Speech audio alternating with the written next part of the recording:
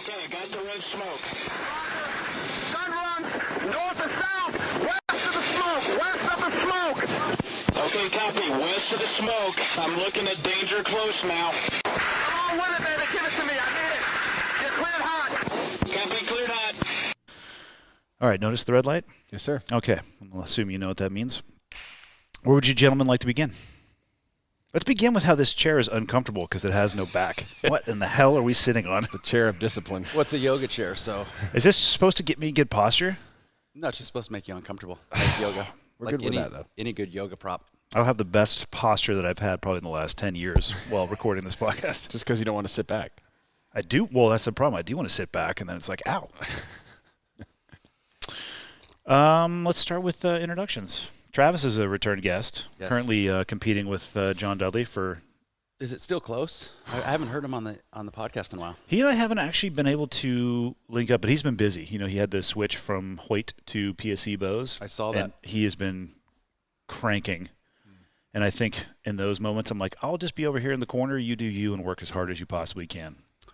I'll take advantage of it. But the problem is we will see each other later in we the year. both know I'll kick a man while he's down. Yeah, I mean, that's fair, especially if you're the one who put him down as well.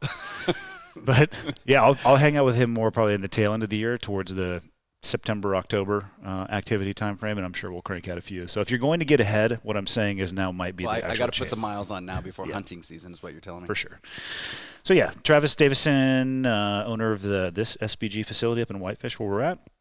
The Kalispell one, VP of SBG International. Let's not forget Missoula. Missoula, true. Home of the tallest Jiu Jitsu practitioner. Actually, I take that back. He just striped a man that appeared to be taller than him. 6'10". Are you kidding? Yep. That sounds like a nightmare. You have to look up at Gus, and Gus was looking up at the man that he striped on social media. 2 inches taller than my coach, which I have a hard time believing. Oh, my God. What I would like to see is that man be crafted into the tool that can beat Gus. I'd like to see somebody create somebody to beat Gus too. Well, I mean, how do you beat somebody who's 6'7"? You find somebody who's 6'10". Gus has a wide base. Oh, checkmate. This man has a wide. Yes. Yeah. Now he just has to learn jiu-jitsu.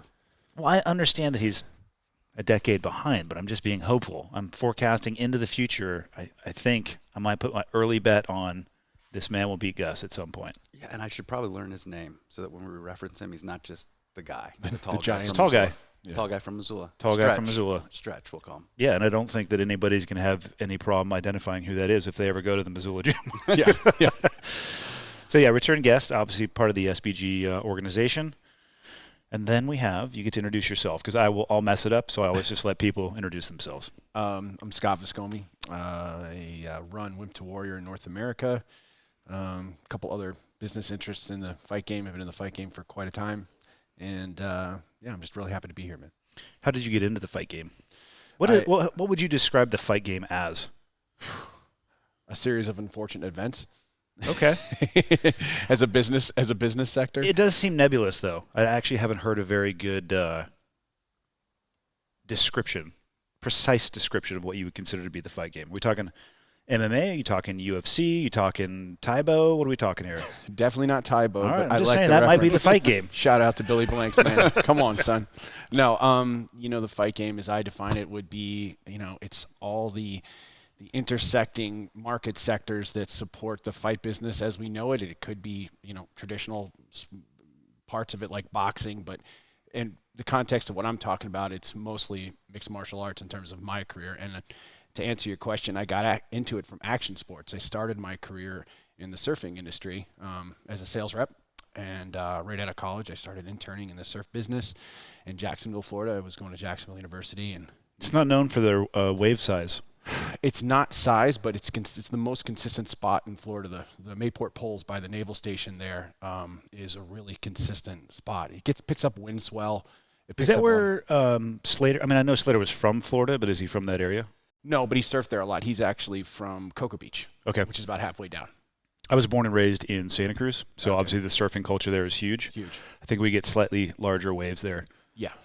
Yeah. We lived, when I was younger, there's a west side and an east side, and of course they're territorial and will fight over the Anything. delineation between west and east. Yep. For people who don't realize, surfing is very territorial. Yeah. Violent. There, the movie Point Break is a touch accurate. I don't think the way it plays out in the fight scenes, but how you get treated if you go out into the surf and they don't recognize you is a touch accurate. Yeah. But there were days in the winter, we lived up by the university, up by UC Santa Cruz, go banana slugs, and I could hear the surf breaking down by the point. And I would just go down and watch and see people jumping into the water, 4-story buildings just rolling in. Yeah. I don't think you guys get those. No. We didn't there. Not even close. Yeah. Is it Mavericks? Is that what's in Santa Cruz? Is that? No, that is It's north of Santa Cruz. Yeah, Okay. Steamers Lane is. There's a lighthouse that's right there, but Mavericks, incredibly famous, is up by. I believe it's in between Half Moon Bay and San Francisco. It is Half Moon Bay. It was Yeah. Jay Mariotti. Is that the? Yeah. Yes. Yeah. He passed away. I'm not. free I diving. didn't. I mean, I surfed like a handful of times in Southern California, but that movie Chasing Mavericks was like the martial arts story. It's insane. Told through surfing. Yeah, That's right. Jay Moriarty died on a breath hold. Yeah, free diving. He was really getting into free diving. Yep. And, oh, man, just tragic, And a guy did die at Mavericks. Actually, this is odd. It ties back into Point Break. The person who took the fall at the end of Point Break on that wave. Mark Fu, right? The person who was supposed to take that fall, I believe, died at Mavericks a week before that. Yeah. It was somehow tied in, but he died taking a fall or falling on a massive wave, and he was supposed to be the guy who took that fall on the massive wave. Yep. I hope that stuntman got a massive check. They don't get a lot. I know that. That's called a stunt bump, and I'm going to need to add a few zeros to whatever it is. Yeah. The price just went up. Interesting. Okay, so you started surfing in the retail side. What did you go to college for? Philosophy. All right. I like you already because your life is a mess, much like mine. Yes. Yeah, I started off as pre-med and realized I didn't have the discipline to get through all the lab work and everything like that. 2 years in, I had taken a medical ethics course, and I was like, oh, I get to argue with evidence and then learn how to argue the other side of things. I fell in love with that. And I just got really passionate about it. I went on this weird tangent in my education, and I really stuck with that. I got on the debate team like immediately and started competing in the debate team. And but basically, college for me was I got a master's in skateboarding and surfing. I mean, I worked hard in school, but man, we worked hard at surfing. We chased hurricanes. You don't run from hurricanes when you're like that jacked up at 20 years old. You're running at the hurricane to try to time the perfect wind tide. So that's why the average life expectancy of adult males is lower than a females. Yeah, because we're stupid. Yeah. Okay, so you philosophy to retail sales in the surfing industry, action sports for sure, and then what was the jump over to the fight game as you describe it? So I did some really good work for the companies I was working for, multiple lines represented and in the Southeast and the Caribbean, and I got promoted to sales manager, which I thought was a really good idea, making more money than I could imagine as like a young single mid-20s guy. And then I was like, yes, I'm going to go into management because like that's a really good idea. And I made so much less money and I had no idea what I was doing. I went from being the life of the party and one of the sales reps at the sales meeting, like raging, bottle of Jack, bottle of whatever, having a really good time. I don't even know what you're talking about. Right. But just like the one responsible for sort of like, then I'm the guy that's supposed to like wrangle that all in and then teach all these dudes who are probably a lot more experienced than me what to do. And I got pummeled. The first 6 months, I just failed at my job. It was really hard. It was excruciating. It was just the dichotomy of going from, raging independent sales rep to like corporate man was like impossible. But thank God I had some really good mentors in the business. My boss, who moved up when he promoted me into his position, really taught me data analysis, and he really calmed me down. I was a freaking lunatic back then. How old were you though? 27. Sounds about right. Yeah, out of control. I think most men could probably look back on their life and maybe remove the section between 20 to 30. Not necessarily remove it, but you look back and you're like, I could probably make amends for some of those things that I did for the rest of my life. Yeah. You're just out of control. Totally. I think Joe talks about it a lot. Your prefrontal cortex isn't fully developed, I think, until 25. Oh, I was going to say 42. Yeah. I mean, emotionally, I'm still a teenager. Because I am 42, and emotionally, I'm definitely not, or intellectually 42. Yeah. But I don't think you're a fully functioning adult. I'll tell you this. I'm lucky I went the military path because I needed some boundaries, and I spent my 20s there.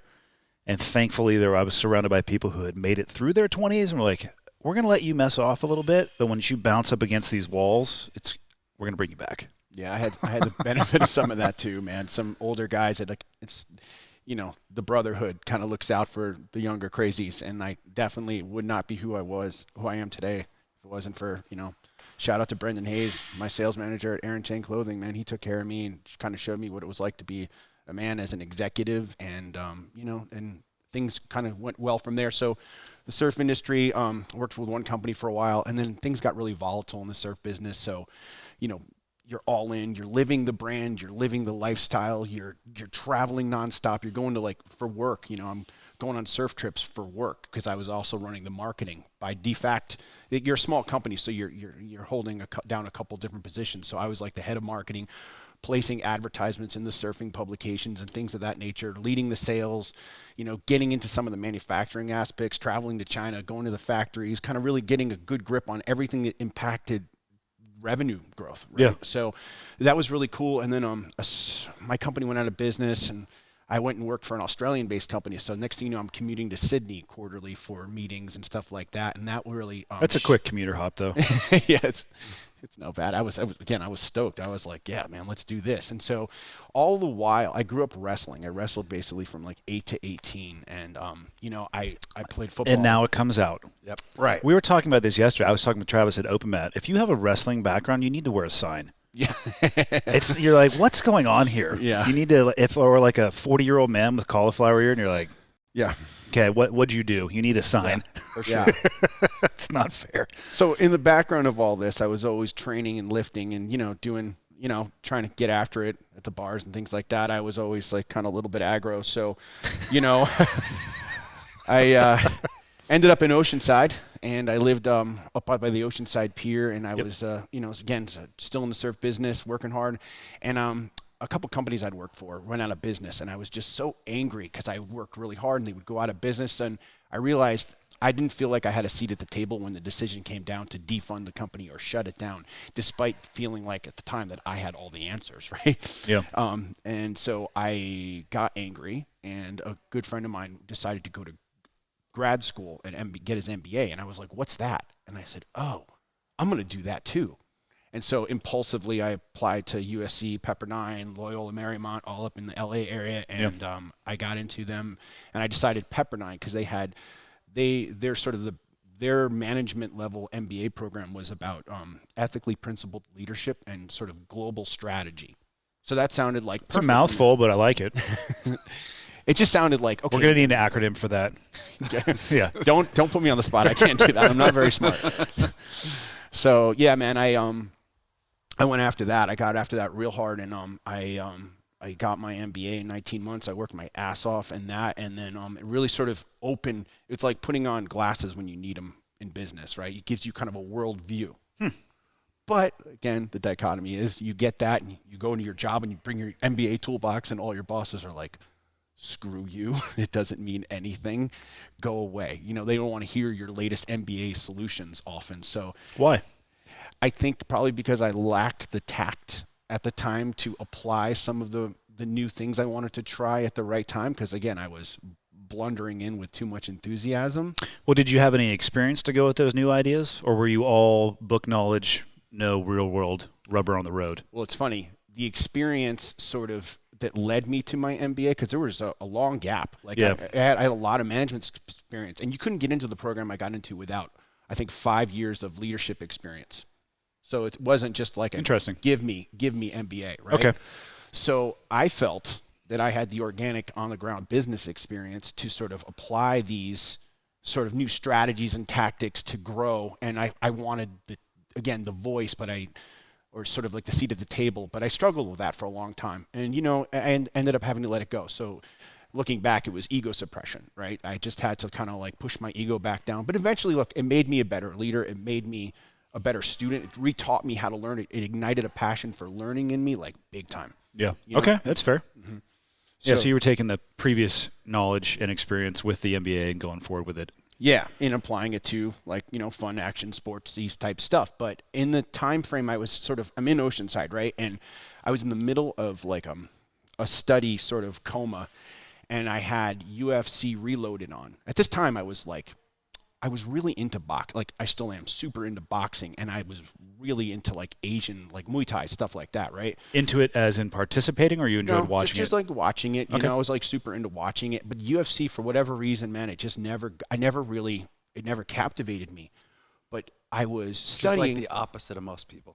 Most people start with boxing, then UFC, and then they can't watch boxing anymore. Yeah. Oh no, I still have a great appreciation for boxing. I know, and that weirds me out when I hear that from people. I'm like, That's like the normal thing. I mean, because I started out as a boxing fan. Yeah. Mike Tyson was the heavyweight champion of the world. Who doesn't like watching Iron Mike? But it's funny to help people forget kindergarten. It's funny to people. Yeah. It's funny to hear that the other side, because I never get to hear the other side of like the UFC just never did it for me, but boxing did it. Well, I'll tell you, there was one. So I was in this sort of study coma, and I kind of had the TV on, and I was watching the UFC Reloaded, and there was a fight. It was two little guys, smaller guys. They were like 135, 145ers, and Tyson Griffin. It was a Tyson Griffin fight, and he was wearing his little fancy, cute white shorts, but he was in a mask of blood. It was like Slayer raining blood, it was rad. And I was like, this is dope. Like, these guys, it kind of caught my attention. I'm like, these motherfuckers are getting after it. Like, these guys are awesome. And so they were just beating the crap out of each other. I don't even remember who won, and I don't remember who he fought. I need to look on Tapology and who he fought that fight, because it was a pivotal moment. What year was this? 2006. When did the UFC start? 1993. Okay, so this is a while into the UFC. Okay. Mm-hmm. Just trying to figure out where this all comes into the storyline of it. I don't know. We're just so it's like the atypical. I was there from UFC 2 and 3. No, I wasn't. Absolutely freaking not. And, no, I didn't care about it. And so, but this caught my eye, and then it cuts to commercial, and it's that low budget commercial type vibe of, come on down to the Compound MMA in Vista, California. Learn to be a man. Punch your friends in the face. And I was like, hey, man, that's like 50. That's like just past Boney's, the grocery store I go to when I head out east.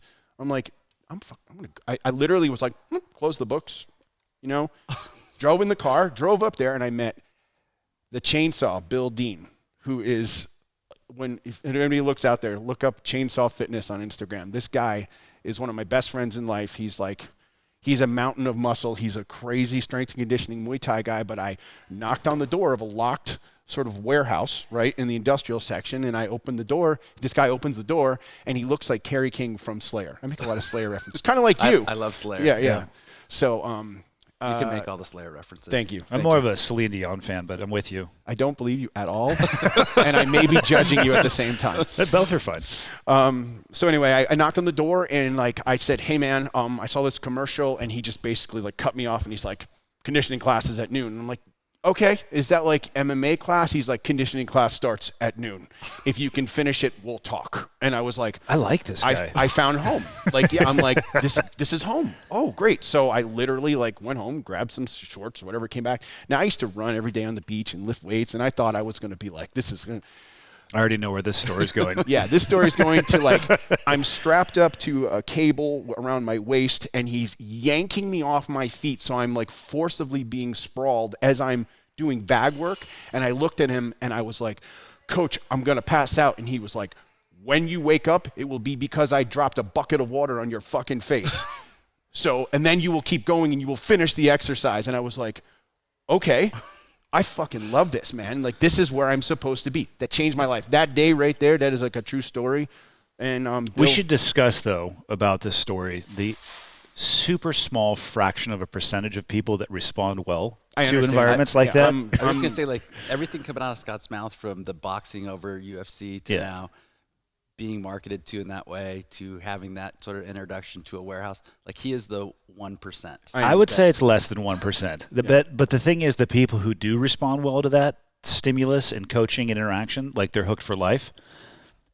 And the opposite reaction, I think, is true. Those who don't respond well to it cannot turn around fast enough, then you see smoke coming off their shoes and you never see them again. So it works for some. I wish them well. Yeah, it works for some. Perhaps, though, consider rounding the edges for the.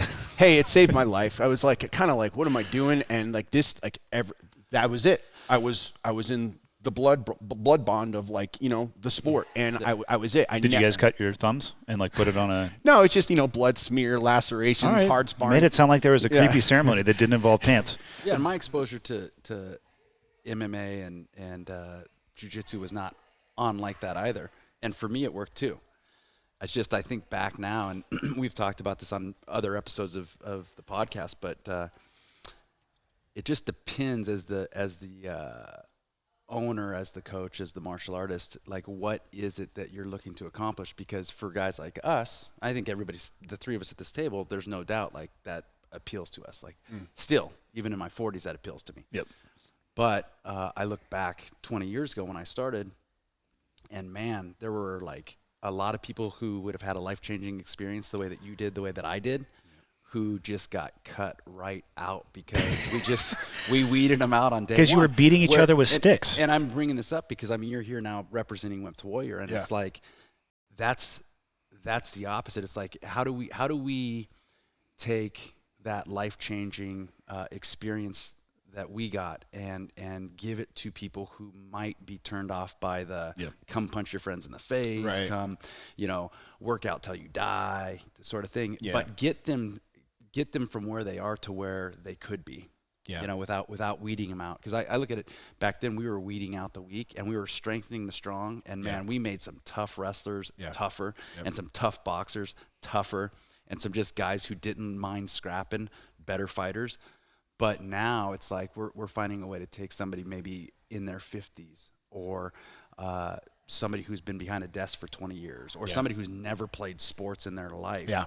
And we're giving them the experience of being on a team, of experience the culture, the relationships, just the personal accomplishment and pride that comes with going through a workout like that and not dying. Yeah. You won't die. So that lesson that Bill taught me that day when I realized I was home, I'm like, oh, I'm in the right place. He won't accept my bullshit, my weakness, my fear. He refuses, and he's going to see if I stuck. I mean, that was like a Tuesday, and by Friday it was hard sparring. You know, not to make it about me, but so a smooth on-ramp. Yeah. Really. Were you wearing gloves for the hard sparring? Yes. Here's a roll of nickels. Right. It's like, let's. Yeah. But this particular gym was really interesting. Actually, it was run by the Marines tactical pistol, top-level tactical pistol shooter. I'm sorry, I'm not like a. Yeah, I know. Defense Gunny something. He was the guy at Pendleton, right? So, they would get to the gym sometime. The lights were off, and they were peeking around corners and doing drills and stuff like that. It's pretty cool. Yeah, that sounds safe to do in a civilian environment. Yeah, right. So this place was full of like guys coming in right off rotation, and we would wrestle, fight, grapple, and I really got close with a lot of service members. I'm assuming there was some instruction that occurred, or would you guys just go in there and get after it? Well, there was kind of both a lot of the times. Like Friday nights was basically like Fight Club. You know, we literally there was not many rules, but other than like we drink beer and barbecue outside, we roll up the garage door afterwards. This all sounds very familiar. Yeah. Yeah. Right. I think that was just the thing then. Yeah. That was how I miss it. Like it makes me emotional how much I miss it. Like I miss that. That was a pure time in my life. I equate it to like I was pure of mind. I was like a monk. Like I wasn't interested in like, dating, partying anymore. Like all that went out the window. Like this was my life. This is the way. Like that was what it was. And so being around those guys was super inspiring to me. There were some team guys in there. There was guys that couldn't tell us what they did. There was could. They were just trying to make themselves sound cooler. Right. But so like. Okay, so one of my training partners, so everything comes from the wonderful thing, and we'll get to the humility part, how I can do Wimp to Warrior. Don't think Wimp to Warrior is what blood sport, like I was explaining, please. Out of a job tomorrow. It'd be pretty sweet if it was, though. Yeah, right. Special private program. There's already a program for that. Yeah. That's the night class. Anyway, so it was so much of the rich culture and the human interaction that comes from the bond of us doing jiu-jitsu in these sort of really aggressive sports, like you really get to learn people and you get to learn interesting things about them. And one of the great training partners I had, there was two guys that I became friends with. One was Hans Molenkamp. He runs Monster Energy's MMA program, and he owns the iconic MMA brand. One of the first true and the most lasting and authentic MMA brand is Triumph United. And Triumph United basically... What is that? What do they make? What does that ring a bell? They make probably the best sparring gear, the best gloves and things of this nature in the business. Like he's a scientist with gear and clothing. And he was an early adopter of he came out of the skateboard industry. I came out of the surf industry. So we started talking, and he was like trying to make his first pair of board shorts. So I brought my garment guys in. They dropped 2 garbage bags full of Lycras on the floor at his like new office. And, we just started kind of collaborating, and I talked to him about it. I ended up becoming a sales rep for him, even though I had a management job in another company. Cause I was like, you know what, how do I take all that I've done in the surf business and be in the MMA business? Now, one of the things that was starting to become really apparent even back then is, unlike the surf and skate industry, which has thousands of retailers inland and on coastal areas, right? So you can go from surfing to skateboarding to snowboarding. You go to outdoor retailer show, and you have all these shops. Trent from the Tiger used to be a customer of mine when I went to the Salt Lake City, outdoor retailer show. But so they developed that industry, the action sports industry, has a well-defined and great lineage of retail base. MMA never did. It was all born online, which was cool, especially if you're a keyboard warrior. But we had to really struggle with retail. So that was something that was a really impediment to success early on in the MMA business. And so basically, I was Hans let me come work with him on the side and stuff like that. And then Ryan Loco, who's one of the top photographers, was a training partner. Ryan shoots the WWE. He shoots incredible portraiture. Real? What's that? The WWE. You know what? It is, man. The work those guys put in. Oh, I know. Hell yeah, it's real. He didn't ask you if the work that they put in was real. I think he's talking about what happens in the cage. That I don't know. Don't know. Not my sport. But, anyway, so I met some really good people who are like lasting friends of mine and mentors and colleagues to this day. Now we still find ways to work together, 13 years later. So that was sort of like right there. That moment was me switching my lifestyle from like surfing, skating, work to like work, mixed martial arts. I went down the rabbit hole of Muay Thai. It became religious to me. That's all I wanted to do.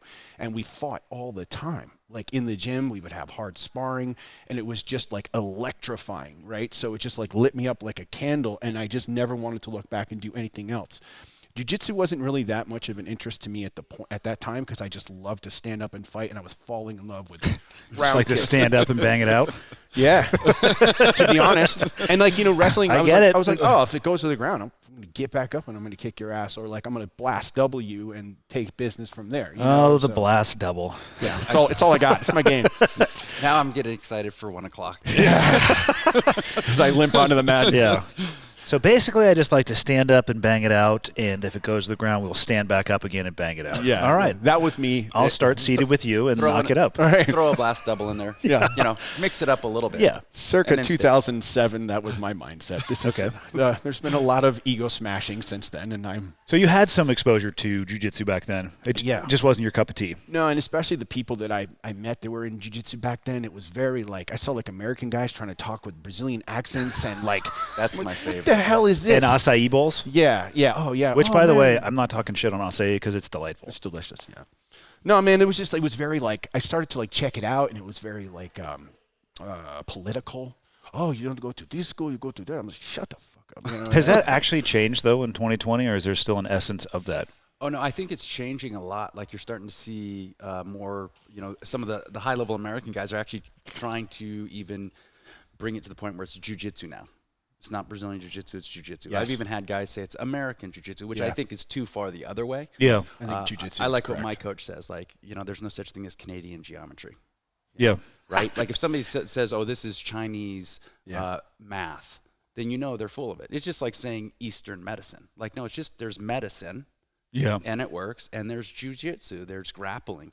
And it's not owned by any one Well, especially in the modern era where there's no boundaries to information going all over the world. Yeah. It'd be tough to say this is only geographically and specifically from Brazil. Correct. In this era, I don't see how that's even possible. Well, I get the them feeling the pride of having developed it and evolved it out of that from Japanese. no one's going to style. take that Yeah. from them. I mean, Yeah. that's just a historical fact. Like you can't. I mean, you can recreate history if you want. Wouldn't be honest, but historically, yeah. I mean, we owe the Gracie family specifically a huge gratitude because they brought the UFC to us. They did bring jiu-jitsu onto the into the American psyche or whatever.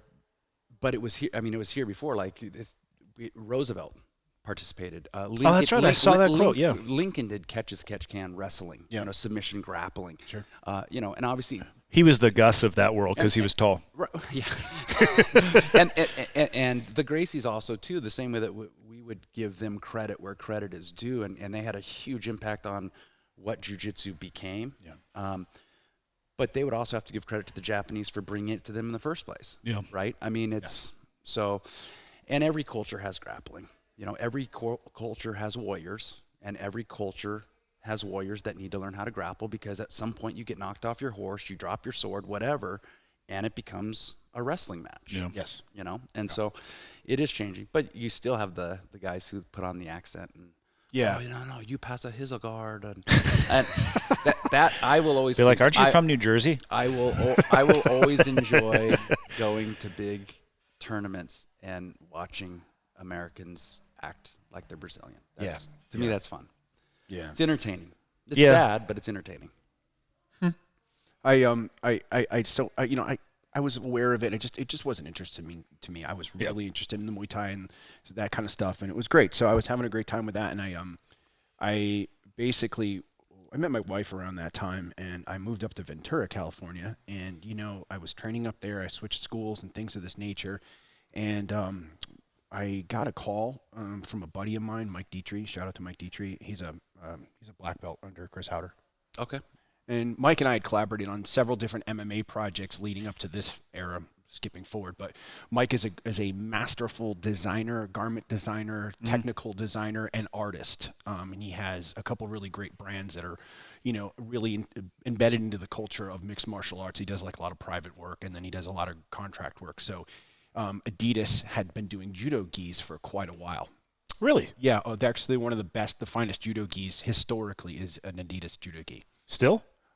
Yes, to this day, actually. I had no idea that Audi even played in that. When John Kavanagh and I first met back when he was brown belt and I was purple belt, he had an Adidas gi. This is I was talking to Scott last night at dinner, and he brought up that he worked for Adidas MMA, and I was like, that's so funny because I distinctly remember John Kavanagh's blue with the white stripe. I was just going to ask. I was going to say, hopefully it had 3 stripes Oh, on yeah. it, like the Oh, yeah. track Yeah. pants. Oh, yeah. The whole way down or just on the top?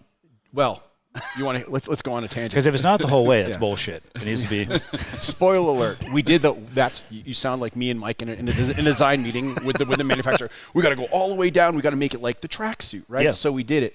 Then the jiu-jitsu nerds of the world, as soon as we get it to market, they sell out like crazy, right? Black with the white stripes, blue with the white stripes. Everybody's going bananas. Then we get all these keyboard warriors. Oh, when after 17 rolls, the stripe came off and I almost broke my finger. It's not IBJJF legal, so we don't want this. So we okay. It's very rude to assume their voice sounds like that. In my mind, on my enemy list, that's what they sound like. So No. they tore apart the stripes. Well, we That was the issue? just chopped them to here, and to this day, it exists from the shoulder to here. And I've it also never even makes- seen one. Yeah, well, That was the only one I saw was John Kavanagh's. I haven't seen him since then. so now they've taken over. They're Gracie Baja's gi of record. Now it's no longer Storm Kimonos. It is now Adidas. To my knowledge, I'm no longer affiliated with Adidas. I get so lost in all that. Yeah, the whatever. But this is all new affiliations. to me too. They make good product. They do. We worked really hard of evolving. So they part of my assignment was they said, look, you're a business guy who's got you've sold every major retailer, you've sold independent mom and pop shops, you've led sales teams, marketing, planning for North America as an action sports rep. Can you come in and help us fix this mess that is Adidas martial arts license for North America? So the Adidas martial arts was judo, karate, taekwondo, several different boxing goes, boxing, Olympic boxing, college boxing, kickboxing. These are all product categories. Massive amount of SKUs, or like, products. SKUs, yeah. Right? Yeah. So, could you please figure out a unified, way to do this? So I went through with my team. I built a team quickly, and we sort of did a price map. We cut distributor relationships, because you had like traditional martial arts distributor in Kansas City selling a product for $9.99 and somebody else trying to sell it for $49.99. And so it was just, the thing was a mess. So it was a pretty hefty assignment. So I was the managing director of Adidas Mixed Martial Arts and all the other 8 divisions. So basically we renamed it Adidas Combat Sports. So I quickly started to establish a relationship with we call it the mothership, which was in Herzogenaurach, Herzog, Germany, sort of getting our design approvals and our approach to marketing and what we're going to do from a range plan perspective each season for each martial art, each silo.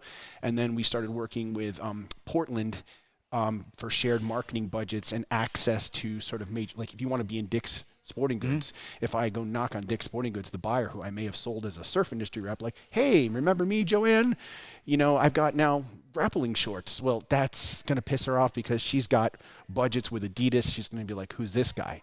So it was a lot of relationship management in this assignment. So here I am using all the skills I had to sort of like really sort of take the Adidas Mixed Martial Arts brand to the next level. And it was a wonderful assignment. I worked with some really good people, but the thrust of the business in North America was MMA. So we had to build a team. So I had to explain how I basically had to explain to these people who weren't big fans of martial arts, Europeans, Germans, French people, we had to build a team. They got on board, but it took a lot of political explanation and budgeting. But we got Luke Rockhold, Robbie Lawler, Joseph Benavidez, Chris Algieri on the boxing side of things, Clark Gracie on the jiu-jitsu side of things. So I hired these athletes and deployed them as brand ambassadors. And the vision in my mind was those old starter football posters from when we were kids. Remember, there was like posters on the wall. It was like Lawrence Taylor, all these other guys of different like teams, but they were all on the starter brand. I wanted to make like this iconic set of like hero martial artists that we could access and pay. And we ran with that. We did some really good business, and we built the brand from zero to, the hardest thing was explaining to Adidas executives whose motto was basically, but we're Adidas, we should be dominating these markets that we're in, and it was, no, you have to build credibility in mixed martial arts, you have to build a brand. You can't go against Fuji just because you're Adidas. They've done the work, so we built markets, we built chains of distribution, we built relationships.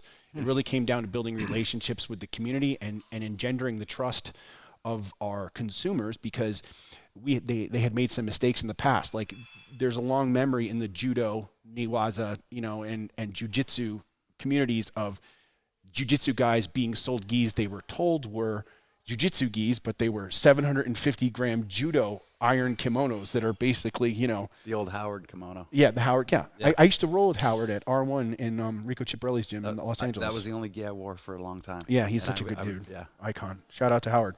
Is it super thick? Oh, yeah. Well, the double weave, the competition gi, Yeah. it was like you couldn't even hold onto the collar, just hurt your fingers. It was like, You're like, where's my sword scabbard? It looks Yeah. like that. Yeah. It just sits there, like you put it on you. Honestly, I'm fascinated that Adi was involved like that.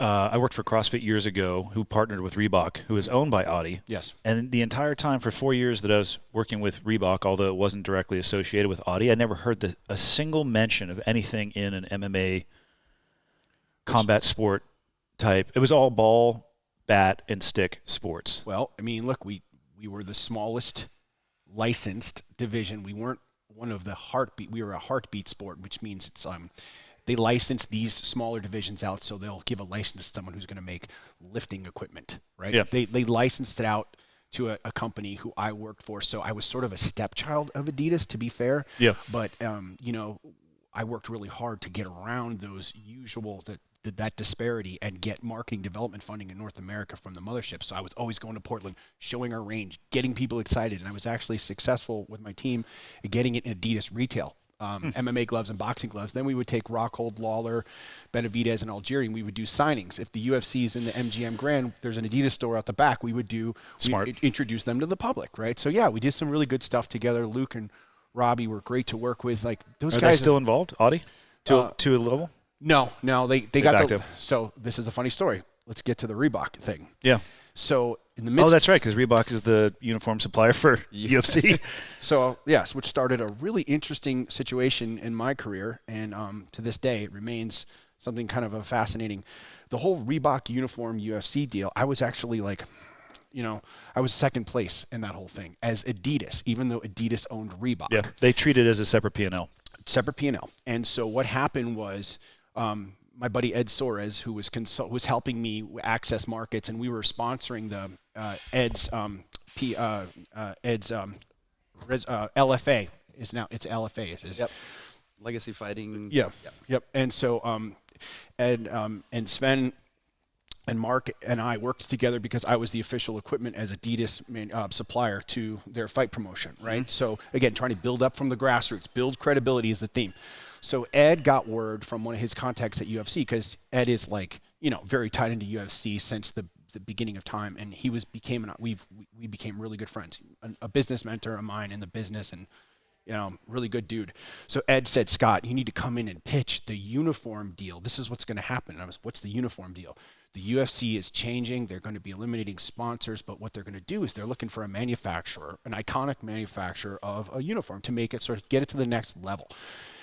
And I said, okay, that sounds great. So I put together a presentation, which for me is 80 hours of like insanity. I drive myself crazy. I get. I don't get that vibe at all, having known you for 40 minutes now. Yeah. Super laid back. Yeah. It's hard to get this guy worked up. Yeah. Dude, the PowerPoint that I put It doesn't together. seem like you get passionate about things at all. Oh, yeah. I mean, it's either on or off with me. Mostly on. Yep. Yeah, so I put my best PowerPoint skills to work and found myself in the boardroom over at the UFC with Ed, and we pitched the uniform deal, and we showed our capabilities, our marketing sensibilities. They were kind of aware of us because we had. Now, at this time, we went from like Rockhold and Lawler being like, people's champions to actual champions. They were belt holders around this time. Mm-hmm. So, there was some respect that we were sort of supporting them, some of their athletes and things of this nature. And I was learning the workings of the UFC and the politics involved. And I pitched the uniform deal to their director of licensing. And, it's funny. We ended the meeting and she's like, I couldn't read her. And I was like, so let's talk about next steps, follow up. What do you think? And she's like, look, I got to say, I'm a little confused. And I said, well, what do you mean? And I said, do you want to go back? No. So I'm kind of talking to you guys already. Oh. And I was like, what do you mean you're talking to us guys already? Because I was the motherfucking man, like I was. I'm here representing the audience. Yeah, right. And I mean, I came loaded. I came to kill. Like I had everything. I had garment samples laid out. Like I was ready to go. We had a full range plan. My team really helped me prepare it, I should say. It's not me. But we were ready to go. We were ready to win that business because we wanted it bad, obviously, because it was a game changer for revenues, and it was just a good thing, right? Mm-hmm. And I feel like, it would have been a better decision, quite frankly, still to this day. But I couldn't figure out what she meant. It was a very cryptic statement, and come to find out that the P&L being separate and has a different board and sort of operating. There was a different faction of executives at the UFC brought in this deal that was actually Reebok. Mm-hmm. Right. And so when it got announced that it was Reebok, it was like, oh, that's what she meant. So she sort of, she was very polite and, really cool. And we remain connected to this day. And she gave us a lot of respect for the presentation we put together. But that started, now I'm competing against my own company. Without knowing it. And that started a really interesting thing. So I immediately pick up the phone, figure out who to call at Reebok. Yep. Talked to a bunch of ex-CrossFit basketball guys that were really nice, and they were really confident in what they were doing and their designers. I was like, hey, look, we do share DNA. Like, let's build a relationship. Let's work together. I'm really good at doing activations. I've actually gone in the past 3 years from zero. We actually have some credibility. Our sales had jumped 100% year-over-year growth in the preceding 3 years. So we were actually doing really good business in jiu-jitsu gis, $100 gis. We were selling like crazy. Boxing gloves were going really good. Our shin guards we'd redesigned. And, things were going really good. MMA gloves were selling, and we were selling a hell of a lot of T-shirts. Instead of like your city, like Adidas, your city, it would say MMA, or just Jiu Jitsu, just the core basics. We were just crushing those things out there. And we were building the credibility. We were building the audience. We were doing good things because I came from the inside. I was a guy who had built cages for my friends to fight in and took them down. Yes. So here's what's funny, a tie-in between the UFC and, everything that we're talking about. So, on the uniforms that the fighters wear, the triangle logo, the Delta, that symbol was created from the partnership between Reebok and CrossFit. And one of the first things I did when I sat across the table, I was at the negotiating table when CrossFit and Reebok were first sitting down because I was teaching at the seminars. I got back from a deployment in 2010. I was like, I don't want to answer the same questions about a squat again, every weekend. Yeah. And we sat down with probably the same people that you were on the phone with because I know all the people that were running the relationship. And they're like, here's the symbol that we're going to, recreate, the Delta. And then you see it on the UFC. It's like, it kind of grew everywhere. Interesting. Yeah. Man, I didn't know this about you at all. That's pretty close, similar experience. Yeah, I was just on the other side. I was on the secret side of audio. Secret. Yeah. Secret club. No, it's one of the main guys who actually ran the CrossFit relationship went over to Germany and ran Audi in Europe for a while, and then he came back, and I think he's eventually going to take it's interesting to see how the company treats that subsidiary, or however they would define it, as a very separate entity, but at the highest levels they'll kind of move people around to give them geographic experience. Yeah. But then I saw that symbol in the UFC, I was like, son of a bitch, that's weird. I literally saw the first representations of that. They slid it across the table. Yeah. And we're like, what do you guys think? And we're like, nah, it's gay. Yeah, and I never actually talked about this, but they had good they told us what the mission was with the uniforms in that meeting.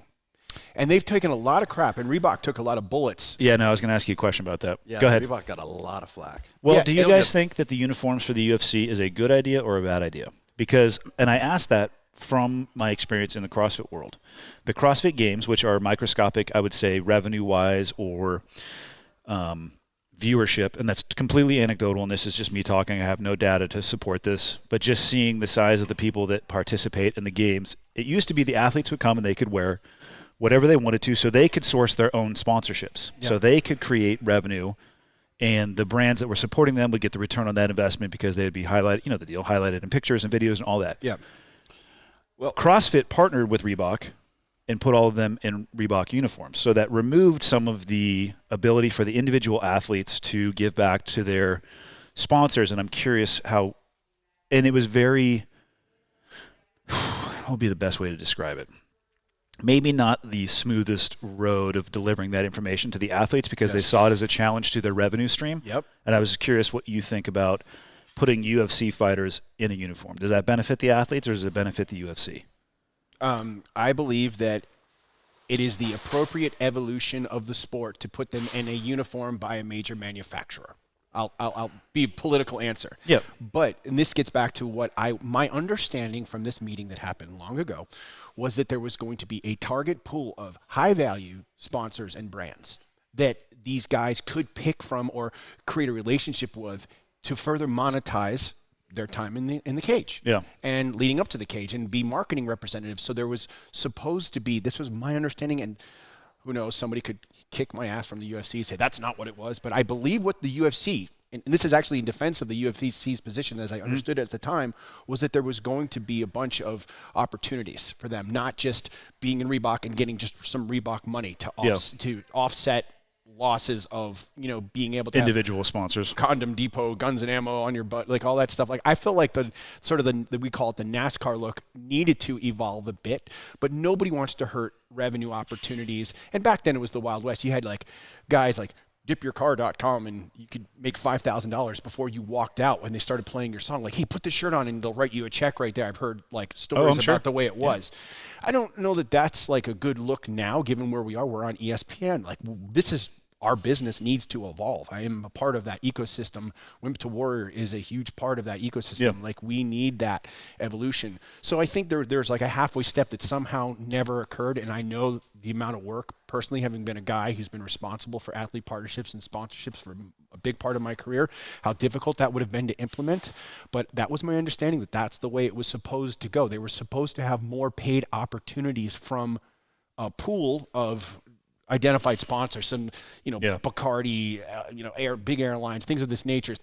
I guess that part never happened if I was correctly understanding it. Yeah. I have no position on it either way because it's not my world, but I was just curious. Yeah. I would imagine there was probably some grumbling from the athletes as well, too. Yeah, there was some grumbling from the athletes because their revenues got cut radically. Yeah. So I would imagine a high-level UFC guy throws a logo on his shorts in a title bout pre the uniform. I bet you're getting a good check for that. I'd have to assume you are. oh yeah, you're talking, a good money. Yeah, that'd be tough to replace from especially a Reebok pool of money that's probably going to come from a budget. It's going to be tough, aggregated out. Yeah. So, it was an interesting time, and I was involved in this quagmire, and it was a political situation where I was like reaching out to these Reebok guys. They were all lovely, but there was so much like, well, this is our license. And then I started feeling like a cooling off. Everything we did had to be pre-approved by the mothership, Adidas. So, we started feeling like we'd be in these big meetings about the next year's range or next season's like a line of MMA products, and they'd be like, yes, but boxing. And I was like, this is great, but boxing. And I was like, oh my God, they're going to pull the license, the MMA license. I got an MMA team, the thrust of my marketing in North America. We sell boxing gloves, but guys, who do we sell boxing gloves to? MMA guys. MMA guys. Thank you very much. We started getting we started getting a bunch of government programs that were really fueling our business. And that was really cool. So you get this bulk order from a buying agency that's supplying a military base, which was rad. And they were doing it because we were Adidas MMA. It was a trusted brand. Yep. And so we were just starting to get to where we were going to go, and the revenues were significant.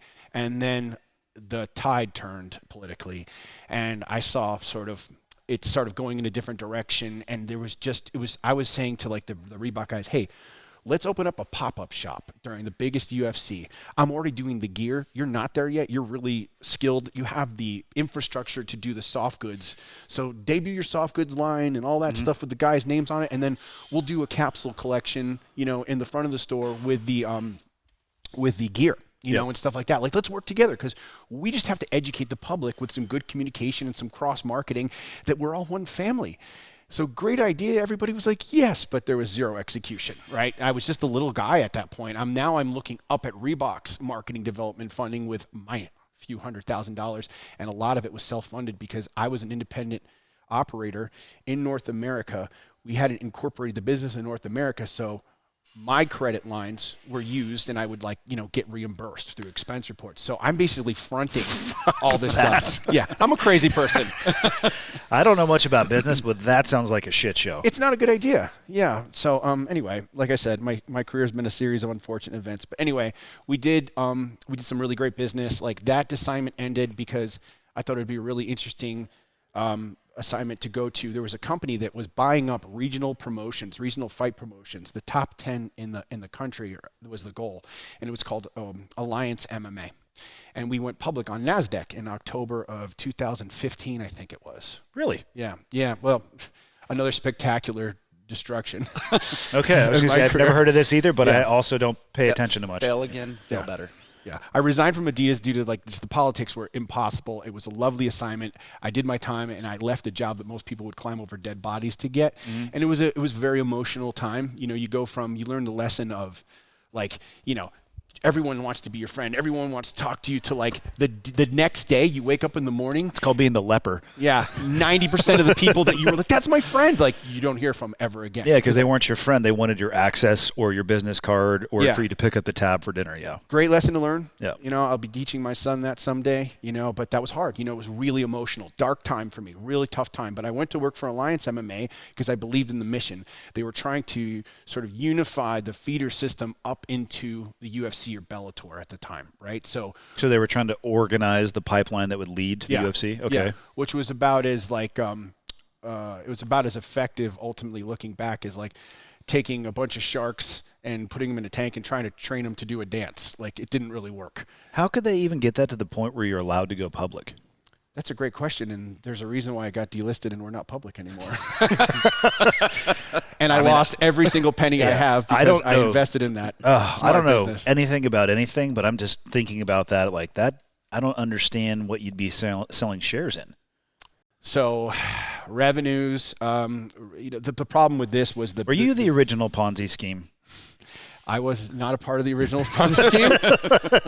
I may or may not have been standing on the side, smiling. No, look, man, it was a really interesting idea that we started to execute the plan. But what it was we were trying to unify these guys, so you put them all under one insurance rider. You upgrade everybody's lighting rigs. The things that make the goal was to get a unified television deal. So then I was the VP of marketing and sponsorship, basically partnership activation. We bought Sucker Punch Entertainment, which is one of the top flight management companies in MMA. So at the time they had Max Holloway and Rose Namajunas, like a bunch of great fighters. And so they also had a bunch of like low level pros. So the idea was there was revenue stream from contracts from the fighters coming up, fighting on our promotions. They get to the UFC, and it's ancillary income to the company, reportable ancillary income. So investors should be excited about that. We would have ticket revenue, which was a big source. We were running up to a run rate of 60 to 80 fights a year. So we were, because we had fight cards, you mean? Yeah, fight cards a year. Yeah, so we had in all the major regions in the United States. For a while we were trying to sort of get a rope around all these independent fight promoters. We hired them as employees, and we would have meetings and try to like bring this thing together. And again, it was a really great idea, but it was a really tough assignment. And then somewhere along the way, someone offered me to invest in the company. So I was like, that's a really good idea. No, it's not, I don't think. Yeah. So don't do as I do. Some oceanfront property in Idaho? Yeah, right.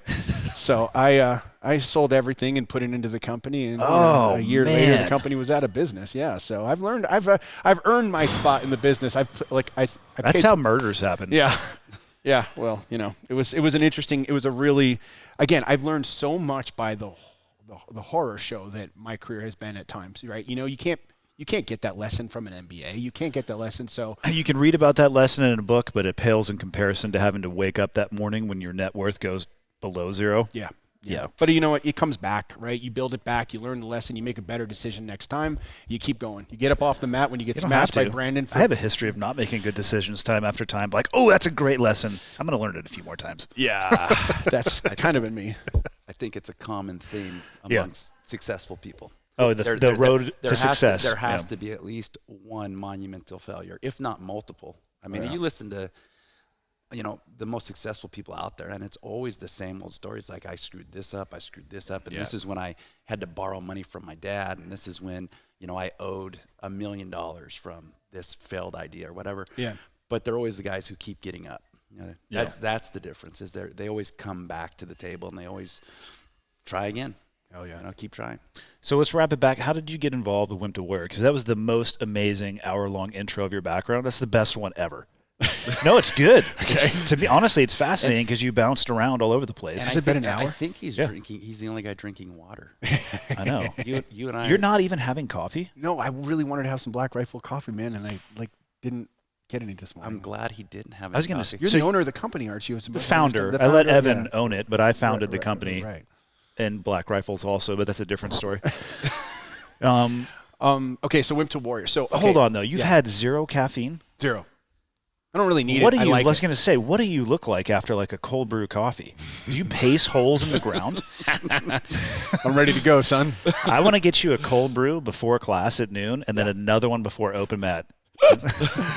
Okay, let's go. And then we will do 10-minute rounds back to back to back to back. Sounds good to me. Perfect. I'll watch. So I mean, Wimp to Warrior. So this company exploded, and I had been informally advising the CEO Nick Langton of Wimp to Warrior, who is a really smart guy. How'd they come up with first unpack the concept, and I'm curious how he came up with the idea.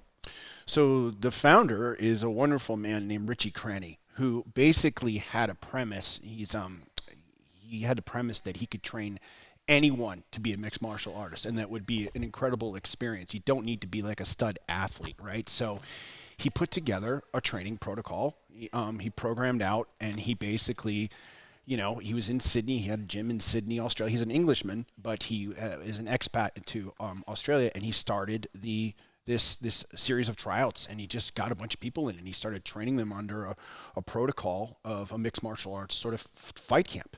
What was And the accelerated for sure. Accelerated. What was the end state? Like when he first did it, was he trying to prove the hypothesis to himself, or what was his desire when he did it that first time? To make more money for his gym in an unusual way than just approaching something different than just trying to get normal members to come in.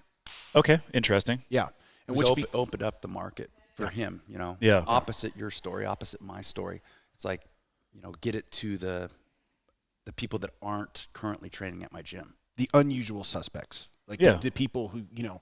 Well, when you described your experience earlier, I mean, honestly, I think back a lot of the times to the Grand Canyon, which if you stand on one side of it, it's just massive. And then there's the group of people who would respond great to the first intro you got. They're on one side of the Grand Canyon.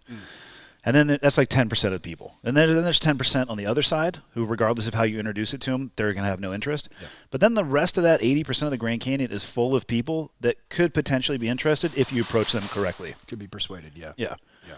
So he was basically looking to fill that gap or bridge the Grand Canyon, even though there's not one of those in Sydney. Yeah, and he's like, he's got the great mindset. He's a very good mental coach. Like he's a really warm and friendly person, but he knows when to turn it on, and he knows how to train people, and he puts something together.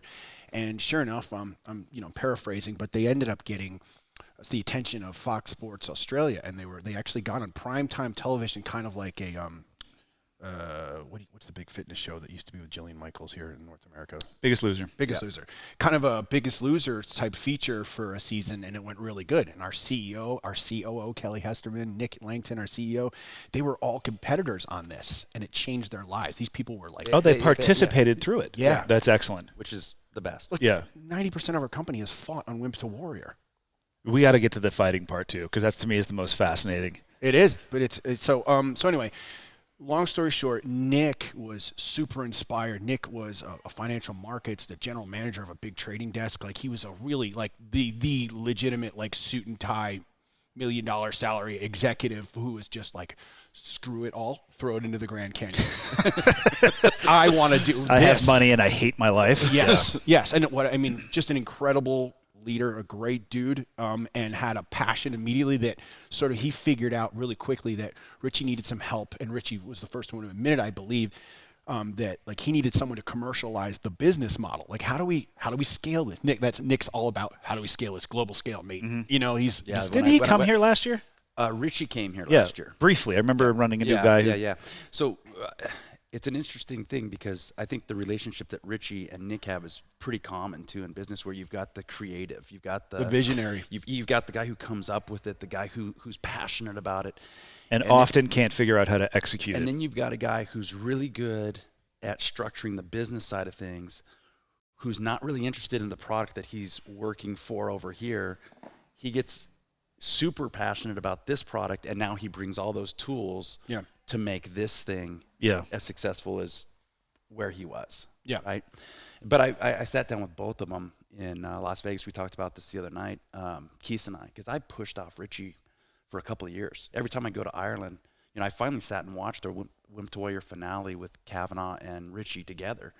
And that's when I was finally like, you know what? This is not like the Foxy boxing, the white collar boxing. Like this is real. Like these were good fights. I was pumped.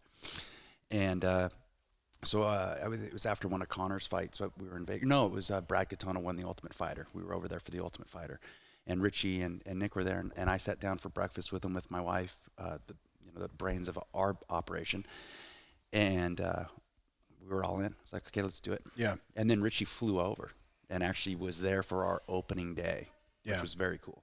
So how long have they been doing the Wimp to Warrior seasons? So about 5 years ago, this was a concept, and now we're in 50-plus gyms around the world in 8 different countries.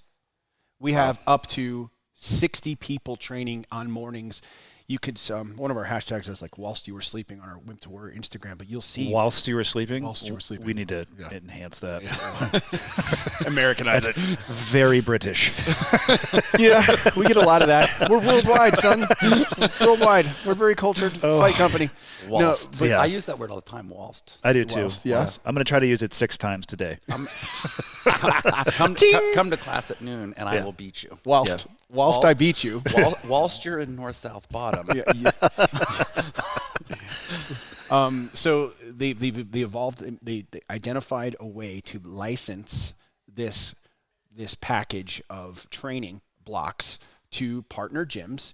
And unlike CrossFit, interesting, I had no idea that you worked for CrossFit. Yeah, but for one 8 of the years.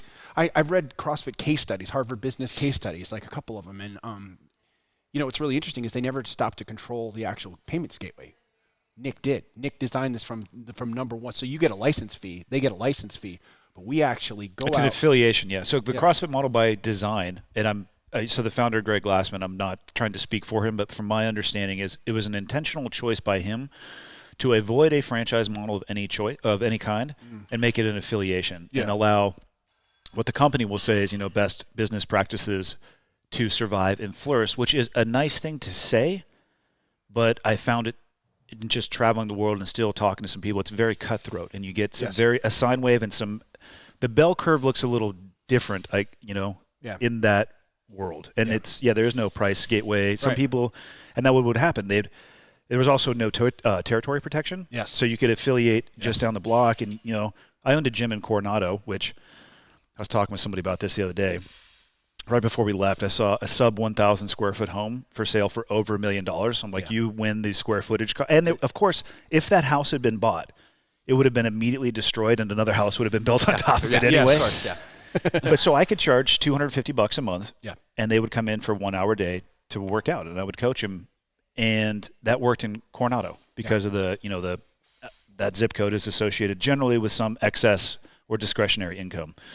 But you'd see other gyms, and they would try to charge $250, and a trainer from that gym would leave and go down the road, and they're like, it's $175. Right. And then you got an issue. No price map. And there's another one. It's like, well, we're 100, and Everyone's going to undercut everybody. correct. Right. And then it gets to the point where the training might be great, but you have 3 gyms that are struggling instead of one that's just killing it. Yeah. So what we did here was the boys put together the beginnings of a model, which we've since evolved and made really effective now and easier to deploy to partner gyms. But it's a training block it's 5 months, 100 training sessions before work. 5:30 to 7 a.m. in the morning, so you shower up and go to work. But it's Monday through Friday. There's 2 strength and conditioning days. There's MMA strength and conditioning Friday, and then weight room stuff on Tuesdays, and you're training the basic blocks. It's organized in 3 phases. So these people actually can see the curriculum that's deployed to them, but you're going to learn foundation and ground. You're going to learn how to move on a line, get off line. You're going to learn the basics. You're going to learn the martial arts that will get you ready to have, if you choose, about 85-90% of our people choose to have a fight at the end. So our partner licensees, part of their responsibility, it's a very CapEx light for the business partner. They don't really have to deploy any capital. What they have to do is stage tryouts. We give recommendations on what should be there, but we step back. We don't micromanage. It's decentralized command and practice, literally. So we say, like, look. You read some Jocko books, obviously, huh? Dude, I'm uncomfortable with how much I love their stuff. I'm a devotee. Like, it's like daily devotional stuff. Do you have like any Jocko tattoos?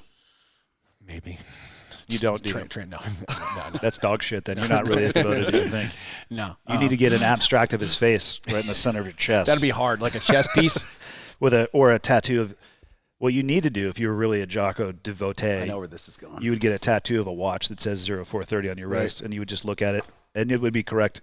Well, only once a day, but I got a Jocko story about the Timex situation, but we can get back to that later. Okay, they messed up by not doing something with him. I tried to help. Yeah. I know people at Timex. I suspect that they didn't know what they had in front of them. He scared them. Oh, really? That's funny. Tell me more. Yeah. So did they finally see a picture of him? Is that just being him scares them because they're whatever. Anyway, like I have some friends and I tried to make an introduction. Didn't really work. And this was like I just got to in leadership tactics and strategy the I don't care chapter, like don't care. He used that on me a couple years ago because I wrote him. And I had met him at Victory. We had promoted a fight through his gym and stuff down there, and we hung out. And that's when I had just actually read Extreme Ownership. Yep. So we got to talk in the gym and stuff like that, and hang out. We kind of hit it off, talked about surfing and stuff like that. Yeah, that's right. He does love surfing. Oh yeah. So we hit it off. We exchanged information, stayed in touch a little bit, and then I saw him. I'm like, me as the sponsorship marketing guy. I wrote him one day. I'm like, hey, you want me to check out Timex and see if they want to do something with you? Every morning, you're like the greatest advertisement they've never paid for. So I wrote Timex, tried to get them involved, and I kind of got to feel like, well, we don't really, I think it was just like a lot of political nonsense, right? Yeah. And so his response to me, I was like, man, if I could give something, like do something for Jocko, not ask anything in return, just that would be really cool, right? Because he's inspired me and helped me, made sense of a lot of the training I've had on the job without his writing. And he wrote me back. He's like, Scott, it's cool. I don't care. And I was like, it was like, obviously with me, I overcare about everything. Yeah. I go over the mountain with everything. So if you are a fan of his, you'll understand the terminology of prioritize and execute. Yeah, He's prioritized that very low. He's executing on other things. Yes. So, that's where you probably got a 2-sentence email. Yeah. That's 1 sentence more than most people probably get. Yeah. They'd be like, dear so-and-so, no, Jocko, send.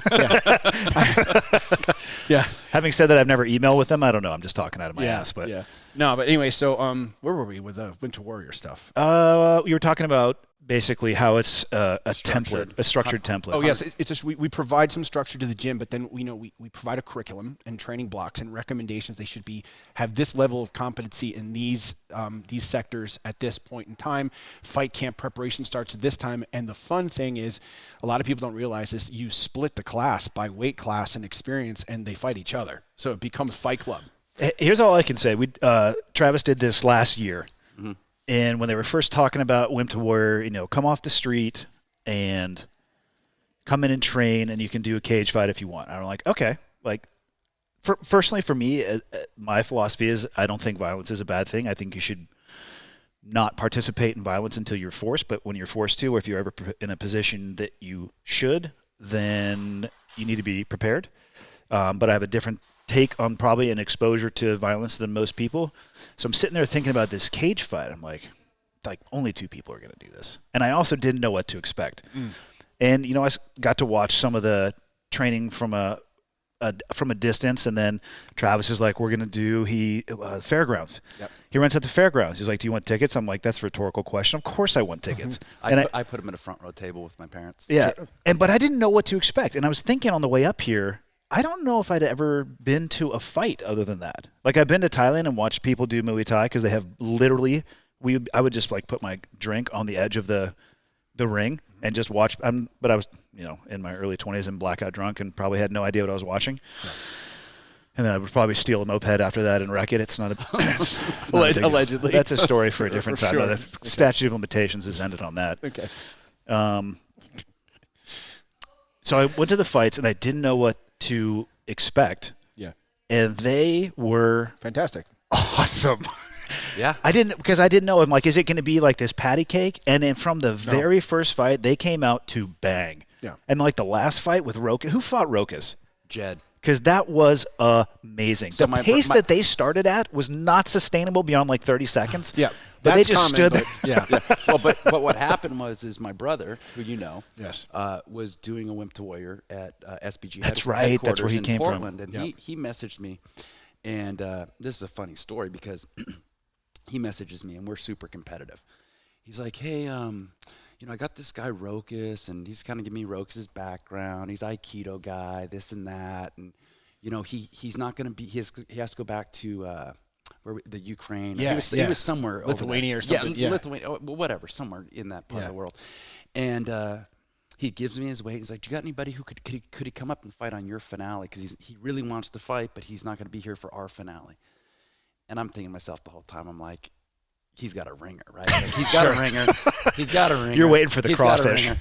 And so I'm like, yeah, let me check, And I had Jed, who actually used to do siding for me, my construction company. I'm like, yeah, I got a guy for you. Rokas is like in his mid-20s. Jed's in his like early 40s. Yeah. Right? There's a huge age disparity here. But I'm thinking Jed's a Montana boy. He's tough as nails because everybody from Montana's tough. I don't know if you heard that or not, but it's true. I believe it.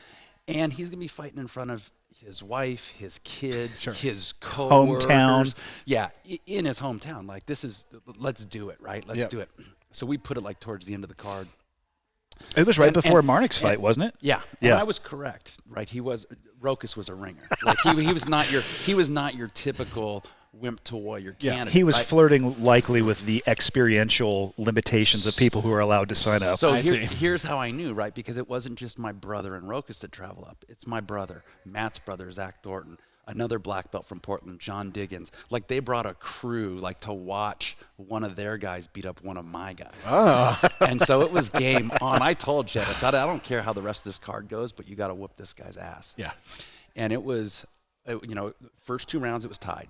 Yeah. So you know how Wimp to Warrior works, right? So we got the first round went one way, second round went the other way, so it forced the third round. Nice. Yep. And it was a knockdown, drag out third round. I mean, it was almost too close to call. That's great. I find out later, they had brought a blue belt up. They were going to promote Rokas to blue belt in jiu-jitsu in the cage after he beat my guy, who's on Wimp to Warrior. I'm like, bro. Like, you brought up a blue belt to fight. Bro, meaning like your brother. Yeah. Yes. Bro. Yeah. Multiple meeting. Yeah. And by the way, there was 0 jiu-jitsu used in that fight. They stood there and banged the entire time. It's fun. I recommend that. But I'm like, so there. I mean, I don't remember them doing any jiu-jitsu. They just were sitting there, and their faces were. I mean, Rokas took the brunt end of that, actually. His face, because we went and drank with him afterwards. Yeah. He was but he, awesome. I mean, they, ear to ear smiles on both their faces. Oh, That's shit. the thing about his this, brother traveled here from the Ukraine. Remember, because he had a cowboy hat on. Correct. Yeah, he went all Montana. All Montana. I actually went out to lunch with Rokas, his brother, my brother. So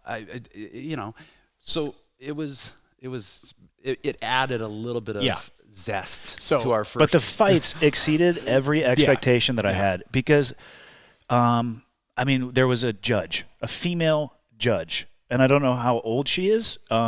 But she's not in her 20s anymore. But they were in there, and so obviously they're paired up with people, and it's like, I don't wonder if they would ever experience violence or a fight other than this choice, which they willingly made.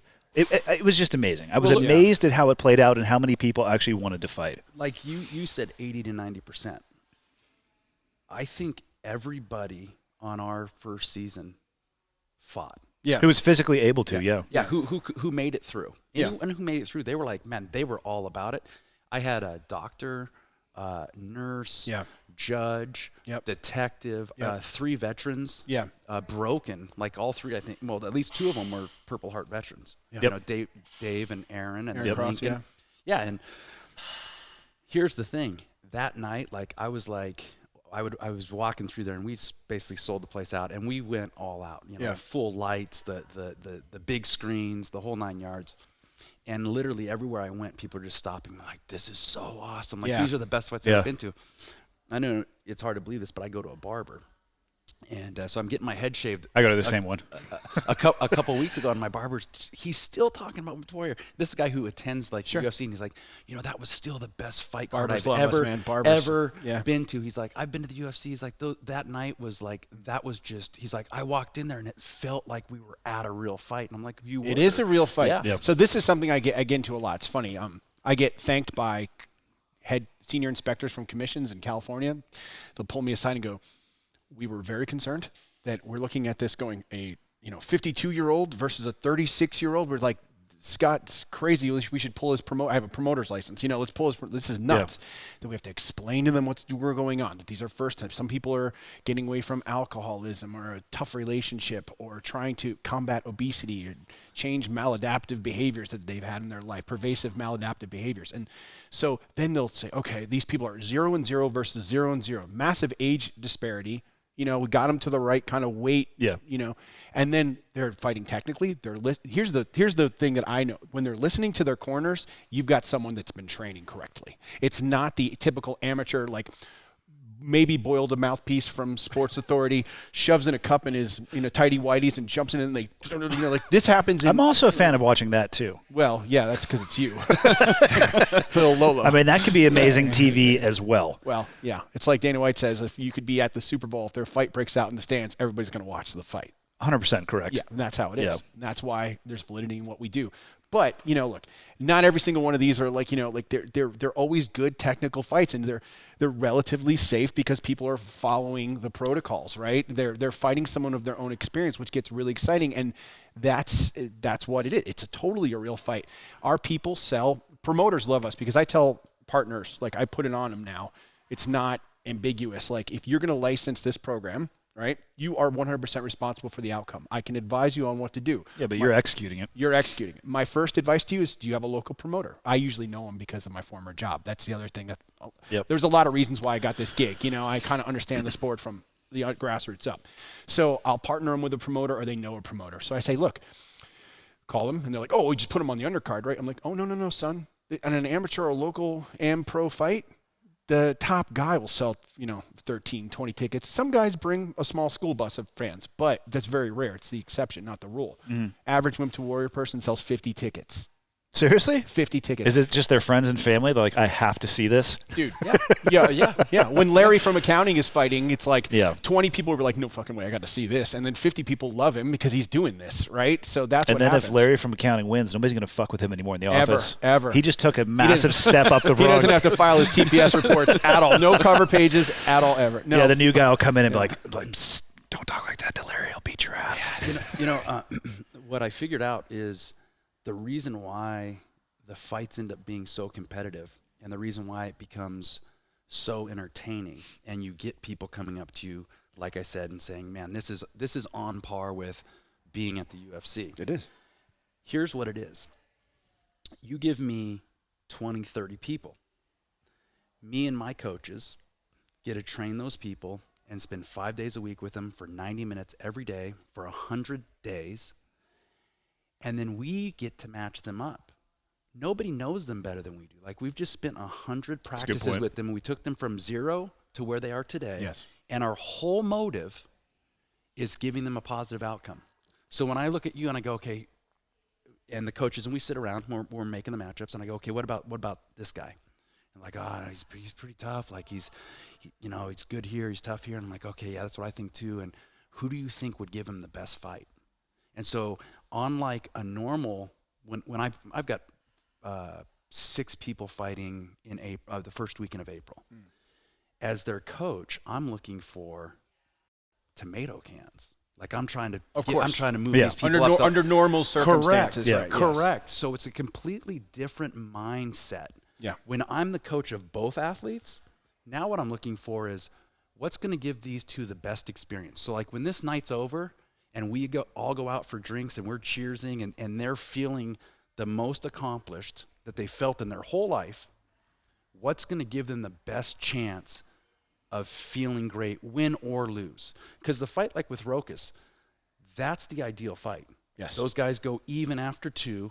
They go a razor thin margin after 3. And both those guys walk out of there and go, I was in a fight, and that was awesome. And they both feel like they won. Right. And None of them listened to my coaching, though. I was just screaming attack the face every bout, and nobody was listening to me. Just attack the face.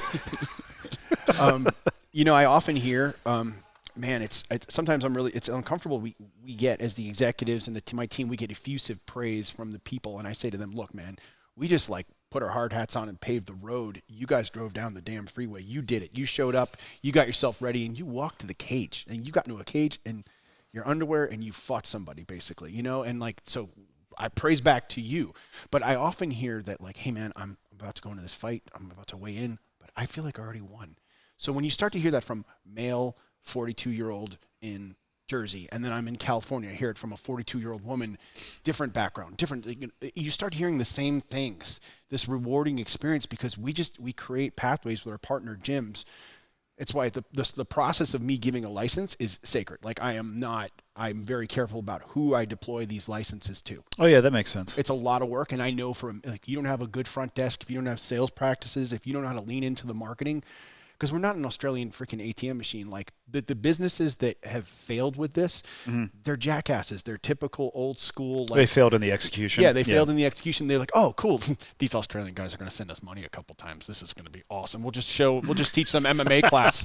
We're real smart, and it's like, you know what? So when I sell these licenses in, or I create these partnerships with gyms that either I know, or maybe I was referred to through a very close friend in the business, I'm very tight with how I do this. I lead with, I don't sell. I try to dissuade. Hey, if you will do this, if you're going to do this, you're going to fail. If you're going to do this, you can fail. Don't come at me 6 weeks in and go, what am I going to do about the finale? No, son, that's your responsibility. Yeah. And so, either you know, our people could be at the top of the card on the local card because they sold the most tickets. You got to keep the asses in seats, you know, like this. So this is the way it goes. So we're to be respected. We put Wimp to Warrior puts money back in the business while we help people get through something that will positively impact their lives. It's like forging people into iron that like lost a vision of themselves that they recognize in the mirror every morning. And that part is sacred. Like that's the thing that makes me work hard every day, trying to get better, be a better leader for my team, explain things more simply, get things clear. And I'm here. Easy, Jocko. Oh yeah. Well, sorry. No, but You're literally repeating sections of that book, which is good, but because you're putting it into action. Because just like that book, I am putting in action. you can read that book and do nothing with it and be like, no, this book sucks. I'm like, no, it's not the framework that failed. Yeah. It's the execution. Dude, I'm a voracious reader of business books and everything. And like their stuff, what him and Leif do and those guys and JP, like that stuff works, man. It's like, it just works. You can put it right into action.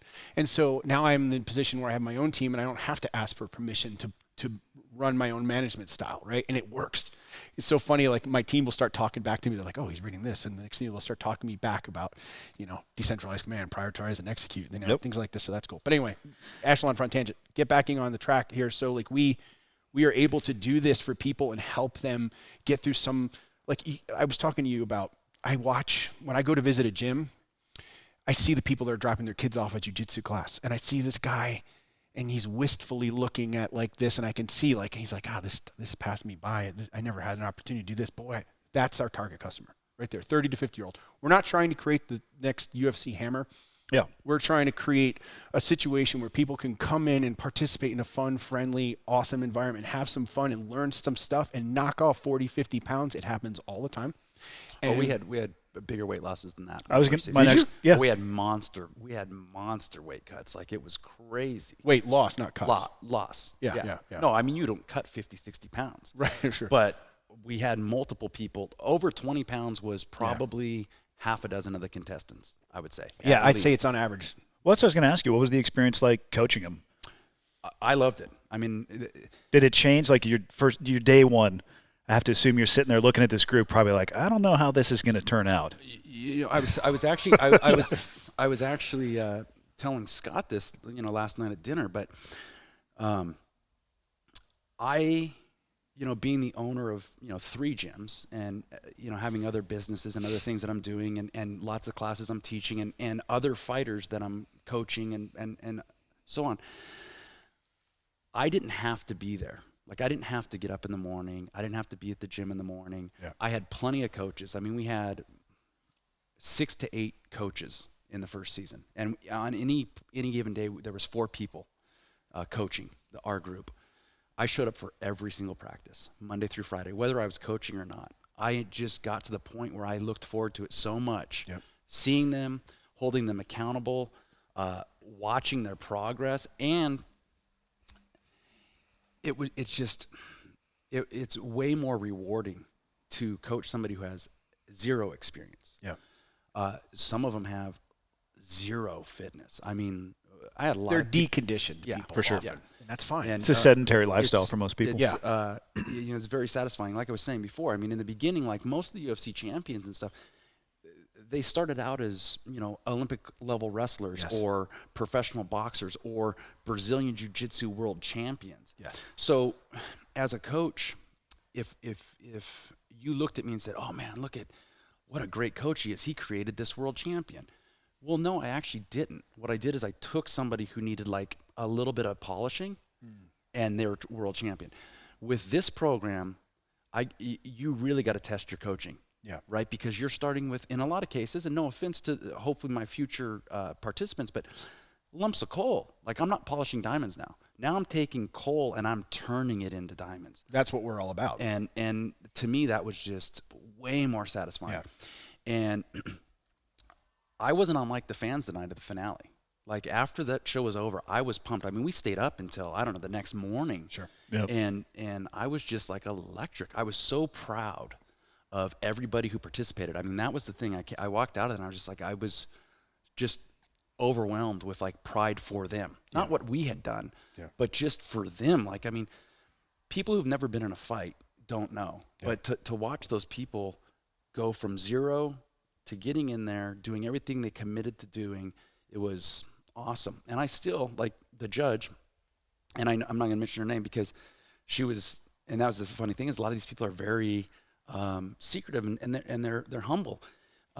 She still trains with me. Like she was in cap class the other day. She was in cap class with me. She rolled in. I was like, this is awesome. Yeah. Because I had never seen her in a cap class. Yeah. So it's like they're still training. Yeah. You know, Lincoln, the guy I was talking about, still training. All three of his boys. In fact, all three of his boys were training yesterday when you were in the gym. Yeah. And it's just been it's been a great experience. And like I said, I'm hoping for huge numbers this time. And I'm not the only coach who feels this way. So I've got other coaches. Are we doing Wimp to Warrior again? Are we doing Wimp to Warrior again? I'm like, I want to. Tucker asks me every time I get a haircut, too. He's like, when's the next fights? Because he was at the table next to me. He's ready to sponsor. He's like, let me know. He's like, he shaved my head for a year for free because he sponsored. I'm like, all right. That's awesome. Yeah, so we're coming back to Kalispell, SBG. That's, the thrust of why I'm here. And then you heard this man's commitment, sort of recommitment to the sport through this coaching of this program to beginners. Yeah. And this program is for beginners. So the way he and Kisa took care of this program, the way they are able to articulate their love and passion to the sport is the reason why I'm actually here for this trip. I do go and visit my partner gyms often. It's a wonderful part of my job, but I'm here because I have selected Kisa and Travis as my North American brand ambassadors. I can go name a UFC athlete. I got the budget. I got the relationships to make it happen today. Conor McGregor. But no, I don't want him. No. He actually goes. How big's your budget? He goes to our fights in Dublin. We don't. I'm sure he does. He's coached by Kavanaugh. Yeah, he's already in. John Kavanaugh. I was just trying to think of the one that would cost you the most. I was trying to fish out your budget. Back to the Reebok uniform thing, and then we'll get back to Wimp to Warrior because I never got to add my piece. Oh, I'm sorry about that. I think it's better for the sport. I do, the uniforms. But I liked it a lot better when Conor came in with SBG on his butt. I bet. Like the Max Holloway fight in Boston, it's like the whole time he's on top, and all I'm looking at is that black Speedo with SBG and white on his butt. I'm like, man, I don't even have to pay for that. Yeah. I mean, he does have the gorilla on his chest. Well, that's true. Yeah. But I don't think without the SBG underneath it, most people don't. But I think the sport grew up a lot when you put them in uniforms. Like you look at every other. You don't see football players running around with That would be sweet if you did. Dudes in like sweats, white, just like shitty white shirt with like nacho stains on it, handwritten. Right. Condom Depot on the back. Do you guys think that everybody should at least encounter violence once in their life? Not necessarily violence, but for me, I think of them as kind of two separate things. I'm not opposed to it. A good friend of mine, actually, Mike, who who gave me my dog,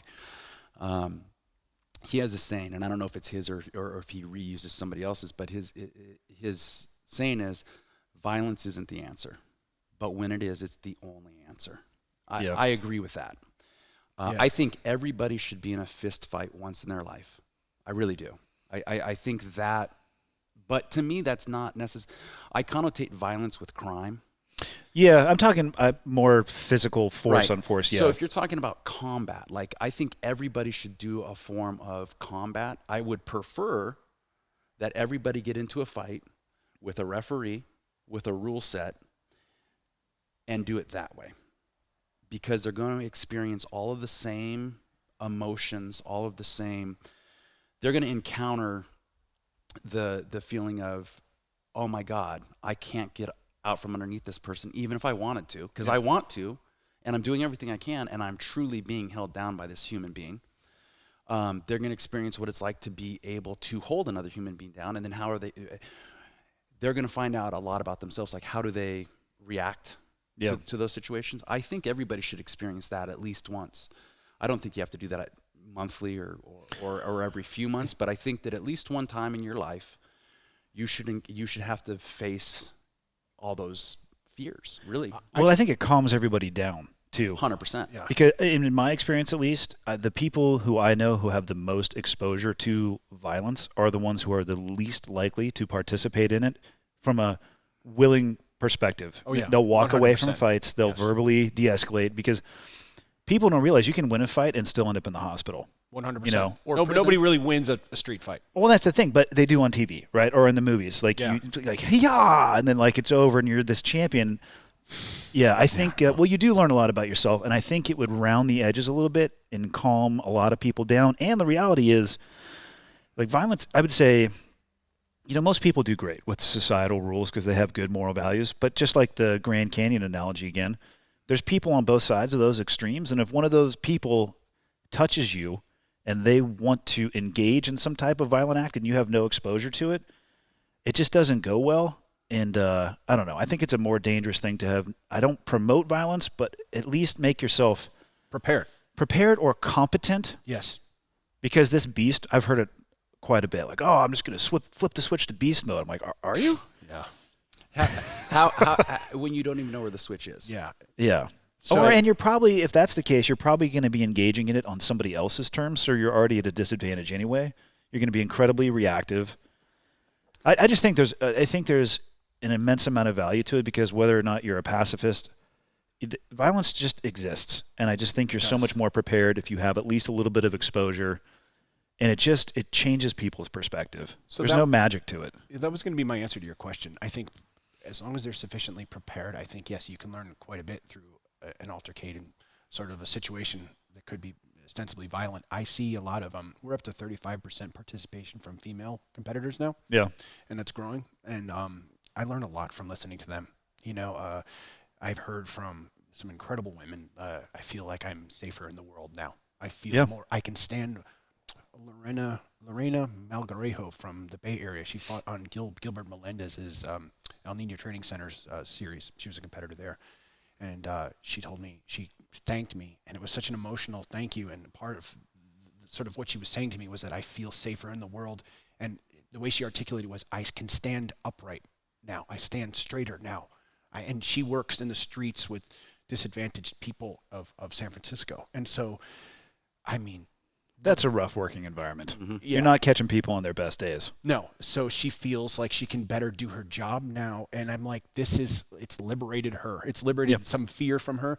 So my answer to your question is like that. It's like we are a pathway to self-preparation and being more in control, reducing anxiety of potential violent situations that's what's beautiful about jiu-jitsu is that one of the best things about jiu-jitsu is just it's not being a badass to kill people. It's just being able to safely defend yourself and get up and get away technically. You're fighting every day too. And how many people? I mean, I haven't been around a ton of bar fights, but I can see the warning signs a mile off. I don't believe that statement at all.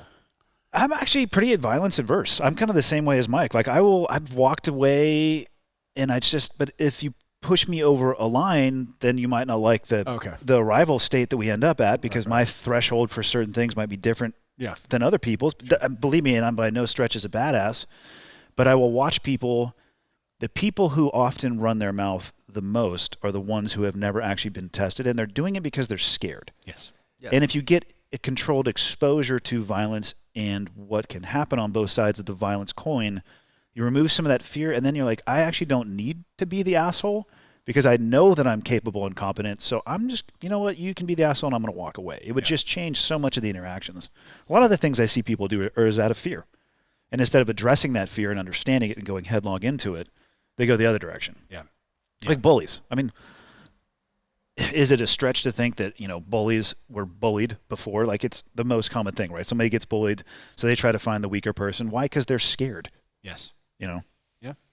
Yeah, no, I think jiu-jitsu is, for most people, is going to be the best solution, the best opportunity to address those fears, get comfortable in those uncomfortable situations, like I'm fond of saying. Just having another individual trying to control you. Yeah. And learning what you can and can't do. So the thing about jiu-jitsu is, you learn it, you become capable. And that's great. It gives you confidence. Like, I can do a lot of cool things. I can do things to other people. But to me, what it teaches that's more important than that is what other people can do to you. Oh God, yes. I think that's the more important. There's some levels to this stuff. Yeah.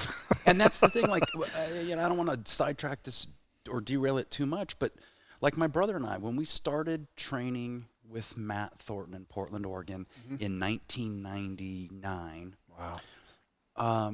We were bullies, I would say, and we got into lots of fights and street fights and things like that. Not proud of that at all. In fact, if I could erase that, I would erase it. But we find Matt Thornton because of the UFC, because we want to get better at doing what we're doing. And within the first 6 months, we're sitting at a bar, let's say. Was it an establishment for gentlemen? In Portland, Oregon. It's Portland, Oregon. So at the time, Great lunch buffet. At the time, $2 steaks. over on Southeast Waverly, and we're sitting there talking to each other, and we almost simultaneously looked at each other and we're like, could you imagine had we picked a fight with Robert, because my coach at the time was Robert Follis, or Greg Piper, another one of our training partners, or Eric Hemphill, who was a blue belt at the time, which was like a god back then. Sure. Like a blue belt in jiu-jitsu, you were like, you could beat everybody up.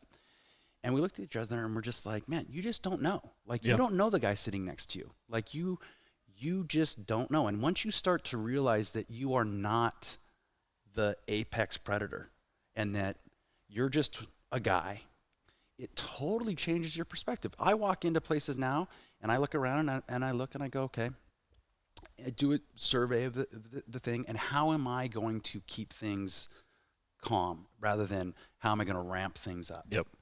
And I think that that's the powerful thing that jiu-jitsu taught me is not what I could do to you, but what you could do to me. Yes. And nowadays with action adventure movies, and everyone knows how fond of John Wick I am. It's a documentary series, correct? You get a lot of those 26-year-old males that we were talking about before who have no prefrontal cortex yet developed, and they truly think that if they got into a fight, it would look like that. Yeah. And guess what? It's dangerous. The first time they come in and touch hands and just try to wrestle with somebody, let alone throw punches and kicks, they quickly figure out that, oh yeah, it doesn't go the way that the movie in my head is not the movie that happens in real life. Yes. So that to me is the most valuable thing. And so if that's what you mean by everyone should experience violence. Yes, I don't mean crime. I mean, Right. I guess I mean a largely Then- physical altercation with another human Then being. I agree with you, Yes. 100%. In this context, and that I think you can do on a weekly, daily basis. Yep. Because it's safe, it's a great exercise. Yeah. It's I never played sports. I skateboarded competitively growing up, so I was kind of a punk rock skateboard kid. I avoided organized anything, especially jocks and sports. And so when I found martial arts in my 20s, I not only fell in love with the actual activity, but it was my first time being part of a team. Yes. And my dad told me he's like, see, this is why I wanted you to play sports. You know, because he tried to get me in baseball, tried to get me into soccer, tried to get me, all these things. And I always pushed back. I never did more than a season of anything. And then I finally got it. Because even though this is an individual sport, it's very much a team effort. And you got to have your teammates to get better. And the relationship you develop on the mat with, your students, the people you're rolling with every day, you can't really explain it to somebody who's never done it. And even like you put those two people in the finale and they get in there and they do 2 or 3 rounds of MMA. Yeah. The bond that those two people have when they walk out of there, there's no other way you could create that sort of a bond. I mean, those people are going to be best friends forever. Yes. Yeah. It's like when the stepbrothers do karate in their garage or whatever. Yep. Fruit. Yes. It's like, did we just become best friends? Yep. Yeah. Yeah, because you just shared something that's so primal, so intimate, and you exposed yourself, your vulnerability to another human being at a level that most people never will. Yeah. Basically. So, anyways, that's my 2 cents on why they should experience it. Scott, when did you start doing jiu-jitsu? Because you're a blue belt, right? Yeah, I'm a blue belt. Because all I really want to get to is a point of we talk about what happened with you and Brandon. But I need to understand your journey that led up to yesterday. Yeah, it's quite a disappointing. So you started at Muay Thai. We'll describe Brandon. Though. He's a very athletic man. Yeah, very smart, very sharp, good, very skilled jiu-jitsu guy, very combative, but he has a plan. He's just not trying to smash you. So no, his plan is to smash you. Let's be very clear. Well, I mean, yeah. And I learned that quickly. But so how long have you been doing jiu-jitsu? I think I'm in my 4th year of on the serious track. Okay. So what happened was my buddy Mike Dietrich once, you have like friends that you tease each other, like, man, I bet you won't do this. He was like, look, stop doing Muay Thai, and I can't. Why don't you just do jiu-jitsu till you get to blue belt? Don't do anything else. Don't lift. Don't do anything. I want you just to focus on jiu-jitsu. He challenged me. So I was like, that sounds like I don't want to do that at all, so that's exactly what I'm going to do. So I did. I did it. I jumped right in, and I started training. I was living in Baltimore at the time. My wife was doing her postdoc studies at Johns Hopkins University. So I was living in Baltimore, and I joined ground control out there, a great facility under John Rallo, and so it's a Henzo Gracie affiliate. So I went right into class, and I would like look longingly at the striking classes and stuff, because that's where I really felt my it's like, oh, I can't date. Those are my people. Yeah, I can't date her anymore. It's like, oh God, I really liked her. So anyway, so I was getting smashed, and I started competing a lot as a white belt, and there was just a great culture of people there. We had great teachers. And, John and Jamie Rallo, his brother, and Borboleta, we had some really good guys like that would really, really help us, sort of mold me into like a jiu-jitsu guy. And I went all in. That's awesome. As I do. And I just sucked it all in, and I became a jiu-jitsu guy. And what I started to find rapidly was actually because I had to drill to get better, get together after class and drill, roll. I was learning, I was like, oh, I should do this in business. Jiu-jitsu started to inform the way I would actually engage myself in my career. I started like drilling and practicing more on things, and like again, lighting the fire, sharpening the saw, whatever you want to use the analogy. But like, how do you sharpen a saw? I'll show you. Most people would say the blade, yeah, or a knife. Right. Some it's a super bizarre analogy. Right. I didn't claim to be smart. I've never heard it, but yeah. That's cool. So are you still both feet in the bucket? Are you going to keep going with it? Oh yeah, I'm going all the way. I'm never going to stop. I'm going all the way to black belt, God willing, and the creek don't rise. But yeah, I mean, like, I'm on the path. Like, I'm working really hard at it all the time, and it's a way of life for sure. And now I've taken, once I got my blue belt, I did go back to striking, so I cross train and stuff like that. And and so like I'm really happy with that. I've gotten really comfortable with where I am, and I'm trying to lately, like we were talking about this last night, the application of strength. I've got a lifelong of lifting weights and being explosive and strong. So I'm getting comfortable. I'll start in really bad positions or get smashed and go, okay, not freak out, not hulk out of the position. Like, I'm really trying to like, okay, this is what you have to do, and stay calm, breathe. And so like, those are really good for me. They inform me in my personal life. Like, okay, stay calm, like, and in business too, right? So like, I'm really geeking out on like sort of the way it commingles with the way I kind of run my life. And now that brings us to your open mat session yesterday. Oh, yes. I'll let you describe it, and then Travis can describe what he heard from a different room. Well, so you got right off the plane, which is, of course, the best thing you can do is roll when you're totally stiff and like have been sitting in a chair all day. Yeah, and I'm still limping from that. But no, man, I rolled in flew in from Chicago, drove up here, and you guys were just getting off the mats, and I was like, oh, you were like 30 late. Yeah, I was 30 minutes late. So I was like, hey, does anybody want to stay and roll with me? Because you had some stuff to do. You had a sales meeting. Yeah. So Brandon and I squared up and started from the feet and went right after it. It was like full on, like, let's go. And I was like, this is awesome. I was in the other room, and I don't know if you noticed, but we have cameras all around. Yeah. So I just pulled it up on my phone. Yeah. The other fun thing was I haven't rolled. It's one of those, I had got pneumonia last month, so I've been out of commission for like 4 weeks. Yep. So this is my first rolling session in 4 weeks. So I was like, you learn over time, right, through the practice of martial arts, like, you can't prepare. It's time to go. And like, well, what happened if I got into a fight on the street? Like, I'm gonna dojo storm these guys. Yep. No, just kidding. No, I got dojo storm. No, it was great. We slapped hands and we got after it, man. I mean, we started from the feet. We were hard takedowns. He's much taller than me. I'm 5'8" in my dreams. One of them caused Coach Daniel to get up from the desk, peek around the corner just to make sure that everybody was okay. Oh, that was the one that I was like, I talked to you about. So he took me down, and submitted me like 6 times in a row. And I was like, okay, I'm warm now. Let's go. How was he taking you down? Dude, he's really much taller than me, and he's got like reach. He's about 3 inches taller than you. But I mean, you can describe it however you want to. In my dreams.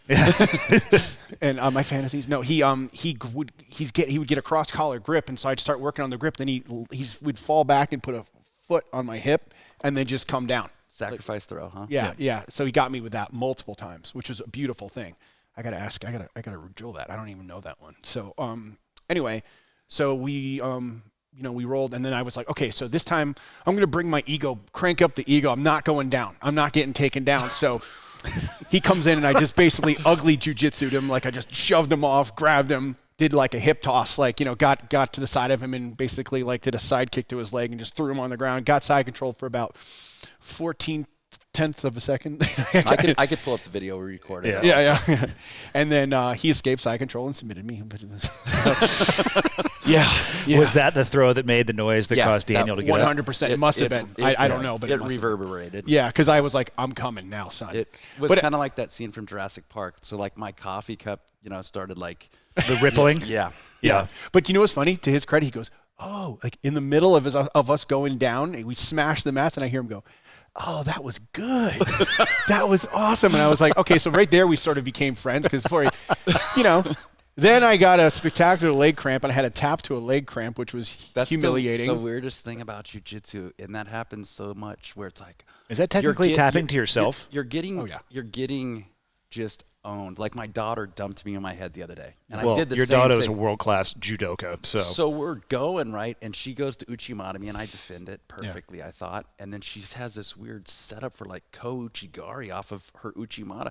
Do you understand anything he just said? I don't know, but I want to order some sushi right now. but literally my feet never really touched down, and they came out from underneath me. She throws me sometimes where it's like there's a huge size difference, and so to protect us both, sometimes I will throw myself a little bit. Sure. She just totally just got me hard. Like my break fall even sucked. Like my head bounced off the mat. You did a head fall? But my response, and this is the same response that Brandon had with you yesterday, and I hear it all the time. It's like, instead of being like pissed, like, oh my God, I just got thrown hard, or oh my God, my head just got bounced off the mat, I was like, oh my God, that was so awesome. That's the best throw you've ever done on me. Yeah. Like that felt perfect. Like I'm like, there's nothing I could do about it. I was helpless for that moment. Yeah. And that's no doubt what Brandon was. He was like, oh my God, he got me. Yeah. Like, this is so cool. Like, he got me. I didn't want him to get me, but he got me. Scott, listen to me for a second. If she is in cap class today at Friday, yes, she will be, and you slap hands with her, no. Sit down. Immediately. Sit down. Just trust me, she will smash you with the earth. Okay. Slap hands with her and sit down, or slap hands with her while you're sitting down. Yeah. That's savage. actually the pro move, is to just start. Don't ever get up. Yeah, don't. Just take the earth portion away, because she's still going to get you. I'm going to tell you right now. Yeah. She is a goddamn tornado. But just do yourself and your head a favor and just sit down. I'm really good at taking coaching. I'm coachable. I will. Everybody else do whatever the hell you want to do, but on that particular one, I will give you some advice. Thank you, sir. Yeah. So no, that was fun. It was a great ego smash, fun way to experience Kalispell for the first time. Whitefish. I giggled a little bit back there because I was telling Coach Michael and Coach Daniel, who I was meeting with, I was like, man, that's going to be a rough introduction to SBG blue belts. He walks in, Andy and Brandon are standing there, and they're like, we'll put our gis back on. I'm like, oh, my God. Like, Scott's going to go out there and roll with, like, two of our gnarliest blue belts. And it's going to be like, these guys are crazy. Like, not everybody's like that. But now you know me, and now that made me go, oh, I think I like it here. Maybe I'll vacation here. This is a great place. Well, that's what Daniel said. Daniel was like, well, he looked big too. Like, he looks like he's strong. Maybe they'll have a good match. I'm like, yeah, maybe. And then boom, bam, bam. Or maybe they'll kill each other. Yeah. And then I'm thinking to myself, he didn't sign a waiver. Oh, that's some day one shit right there. Yeah, rookie coach. I should sign a waiver. Well, yeah, we're going to do that. Yeah. Cap class today should be a good one. You'll get a really good intro. Yeah. There's some tough rolls on that mat, man. It's I'm sure. Yeah. There's some very technical people. It'll be fun. It'll be a good class. We are actually shooting videos today. Now that I realize I may have overcommitted to training, and I actually may be with Dusty shooting. Oh, no, don't try to get out of it now. We'll at least do the open mat phase, because it's my turn today. Oh, yeah. That sounds good. Actually, we have to shoot some videos with him here shortly before I teach. Okay. And we're almost at 2 hours. That's how fast podcast goes. I can't even believe it. I feel like that's how you know it's a good podcast. You guys like over there, we're just hanging out. Well, let's close it out with, where can people go to find out more about Wimp to Wear? So Wimp to Warrior, Wimp the number 2 warrior.com, and we have, if you go find a gym, you can find Kalispell in the map. You select the map for Kalispell. We've got tryouts for the upcoming Wimp to Warrior season in April. There are 3 Saturdays in April and 1 Wednesday night. Yeah, it's April 4th, April 11th, April 18th. Those are all morning tryouts, 9 a.m. And then we have a Wednesday night for somebody who might not be able to make a morning, and that is April 15th, and that's at 6:30. Right. Tryouts are roughly an hour. Don't be intimidated. I think the word try out scares some people away right off the bat. Yeah, we like to say, come try us out. Yeah, but here's what I'm 75% of you aren't good enough. As the head coach, really what it is probably an assessment. Can you show up? Yeah. Do you have what it takes? Like, are you serious enough about improving your life that you can actually get in your vehicle, drive to our gym, which is 34th Street East, right across the street from the fire station downtown, SBG in Kalispell. Get out of your car, walk into the gym, and meet some friendly people whose sole purpose, if I didn't make that clear in the podcast, is for you to have a life-changing experience and to give you every tool possible to improve yourself. Like, my only motivation in getting you into this program is simply to change your life for the better. And, you know, it's amazing, but the hardest part is just getting people out of their head, out of their current situation. I know they want out, right? They're not happy with the way their life is currently. They're not happy with the way they look. They're not happy with the way they feel. Just get in your car, show up. We will give you the tools to change your life 100%. So that's and I'm passionate about it. I mean, look, Wimp to Warrior is kind of a microcosm of what I've chosen to do with my life. You know, at SBG, this is what I'm preaching all the time. As far as I have the best job on the planet, because if you give me money, in exchange for that, I get to give you something that makes your life better. Yeah. You know, I'm not making my money on tips at a fast food joint or at a bar. I'm not selling you a car that's going to be worthless the minute you drive it off my lot. I call it those empty profits. Yeah, I'm not. I mean, everyone else is out there making a buck, and I get it. We all have to make a buck.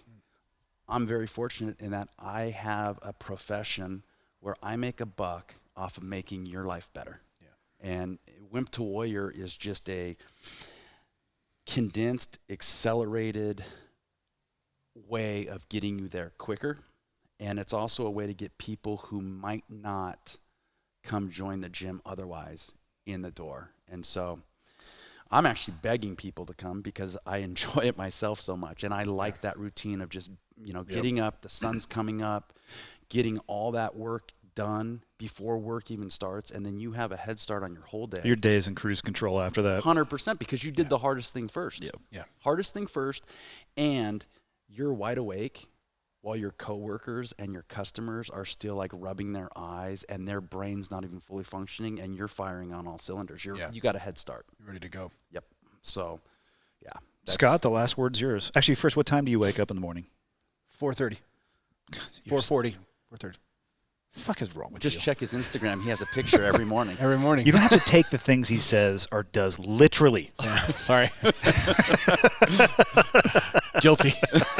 I'm such an idiot, man. Do you make your bed first thing in the morning? No, I just go. Oh, you didn't hear that speech from what was it, McCraven then? I've heard. It comes up in my newsfeed almost monthly. People think it's literally make your bed. It's like pick a disciplined act that you can start your day with. I explode. I'm out. Does it count? It doesn't surprise me. I don't know if you should drink coffee. Does it count if your wife makes your bed in the morning? As long as somebody's doing a disciplined act somewhere, I think you're meeting the intent of that statement. Yeah. Perfect. Then I'm covered. Yep. Last words are yours, Scott. How do you want to close out? Listen, first of all, thank you for having me on. It's an honor to be my here. pleasure. I really appreciate it. Yep. And thank you, Coach. Oh, you bet. All I can say is with Wimp to Warrior, if you guys are, you know, and you ladies out there are thinking about doing something to challenge yourself, we don't promise you that it'll be easy. We promise you that it'll be worth it. And you said something about the car that kind of gave me goosebumps. I talked to a lot of people that it took them 3 or 4 times. We do 3 or 4 tryouts because we hear from all the time, from all different walks of life. The hardest battle was for them getting out of the car. We hear people like staying in their cars. Parking lot paralysis? Yeah, and crying, or just they keep going by the gym.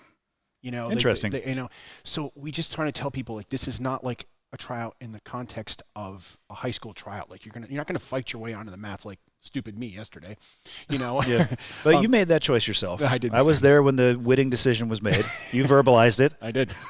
Let's fight. Hey, Scott, here's my card. He got a free gi out of the deal. Yeah, for so sure. I did. It's great.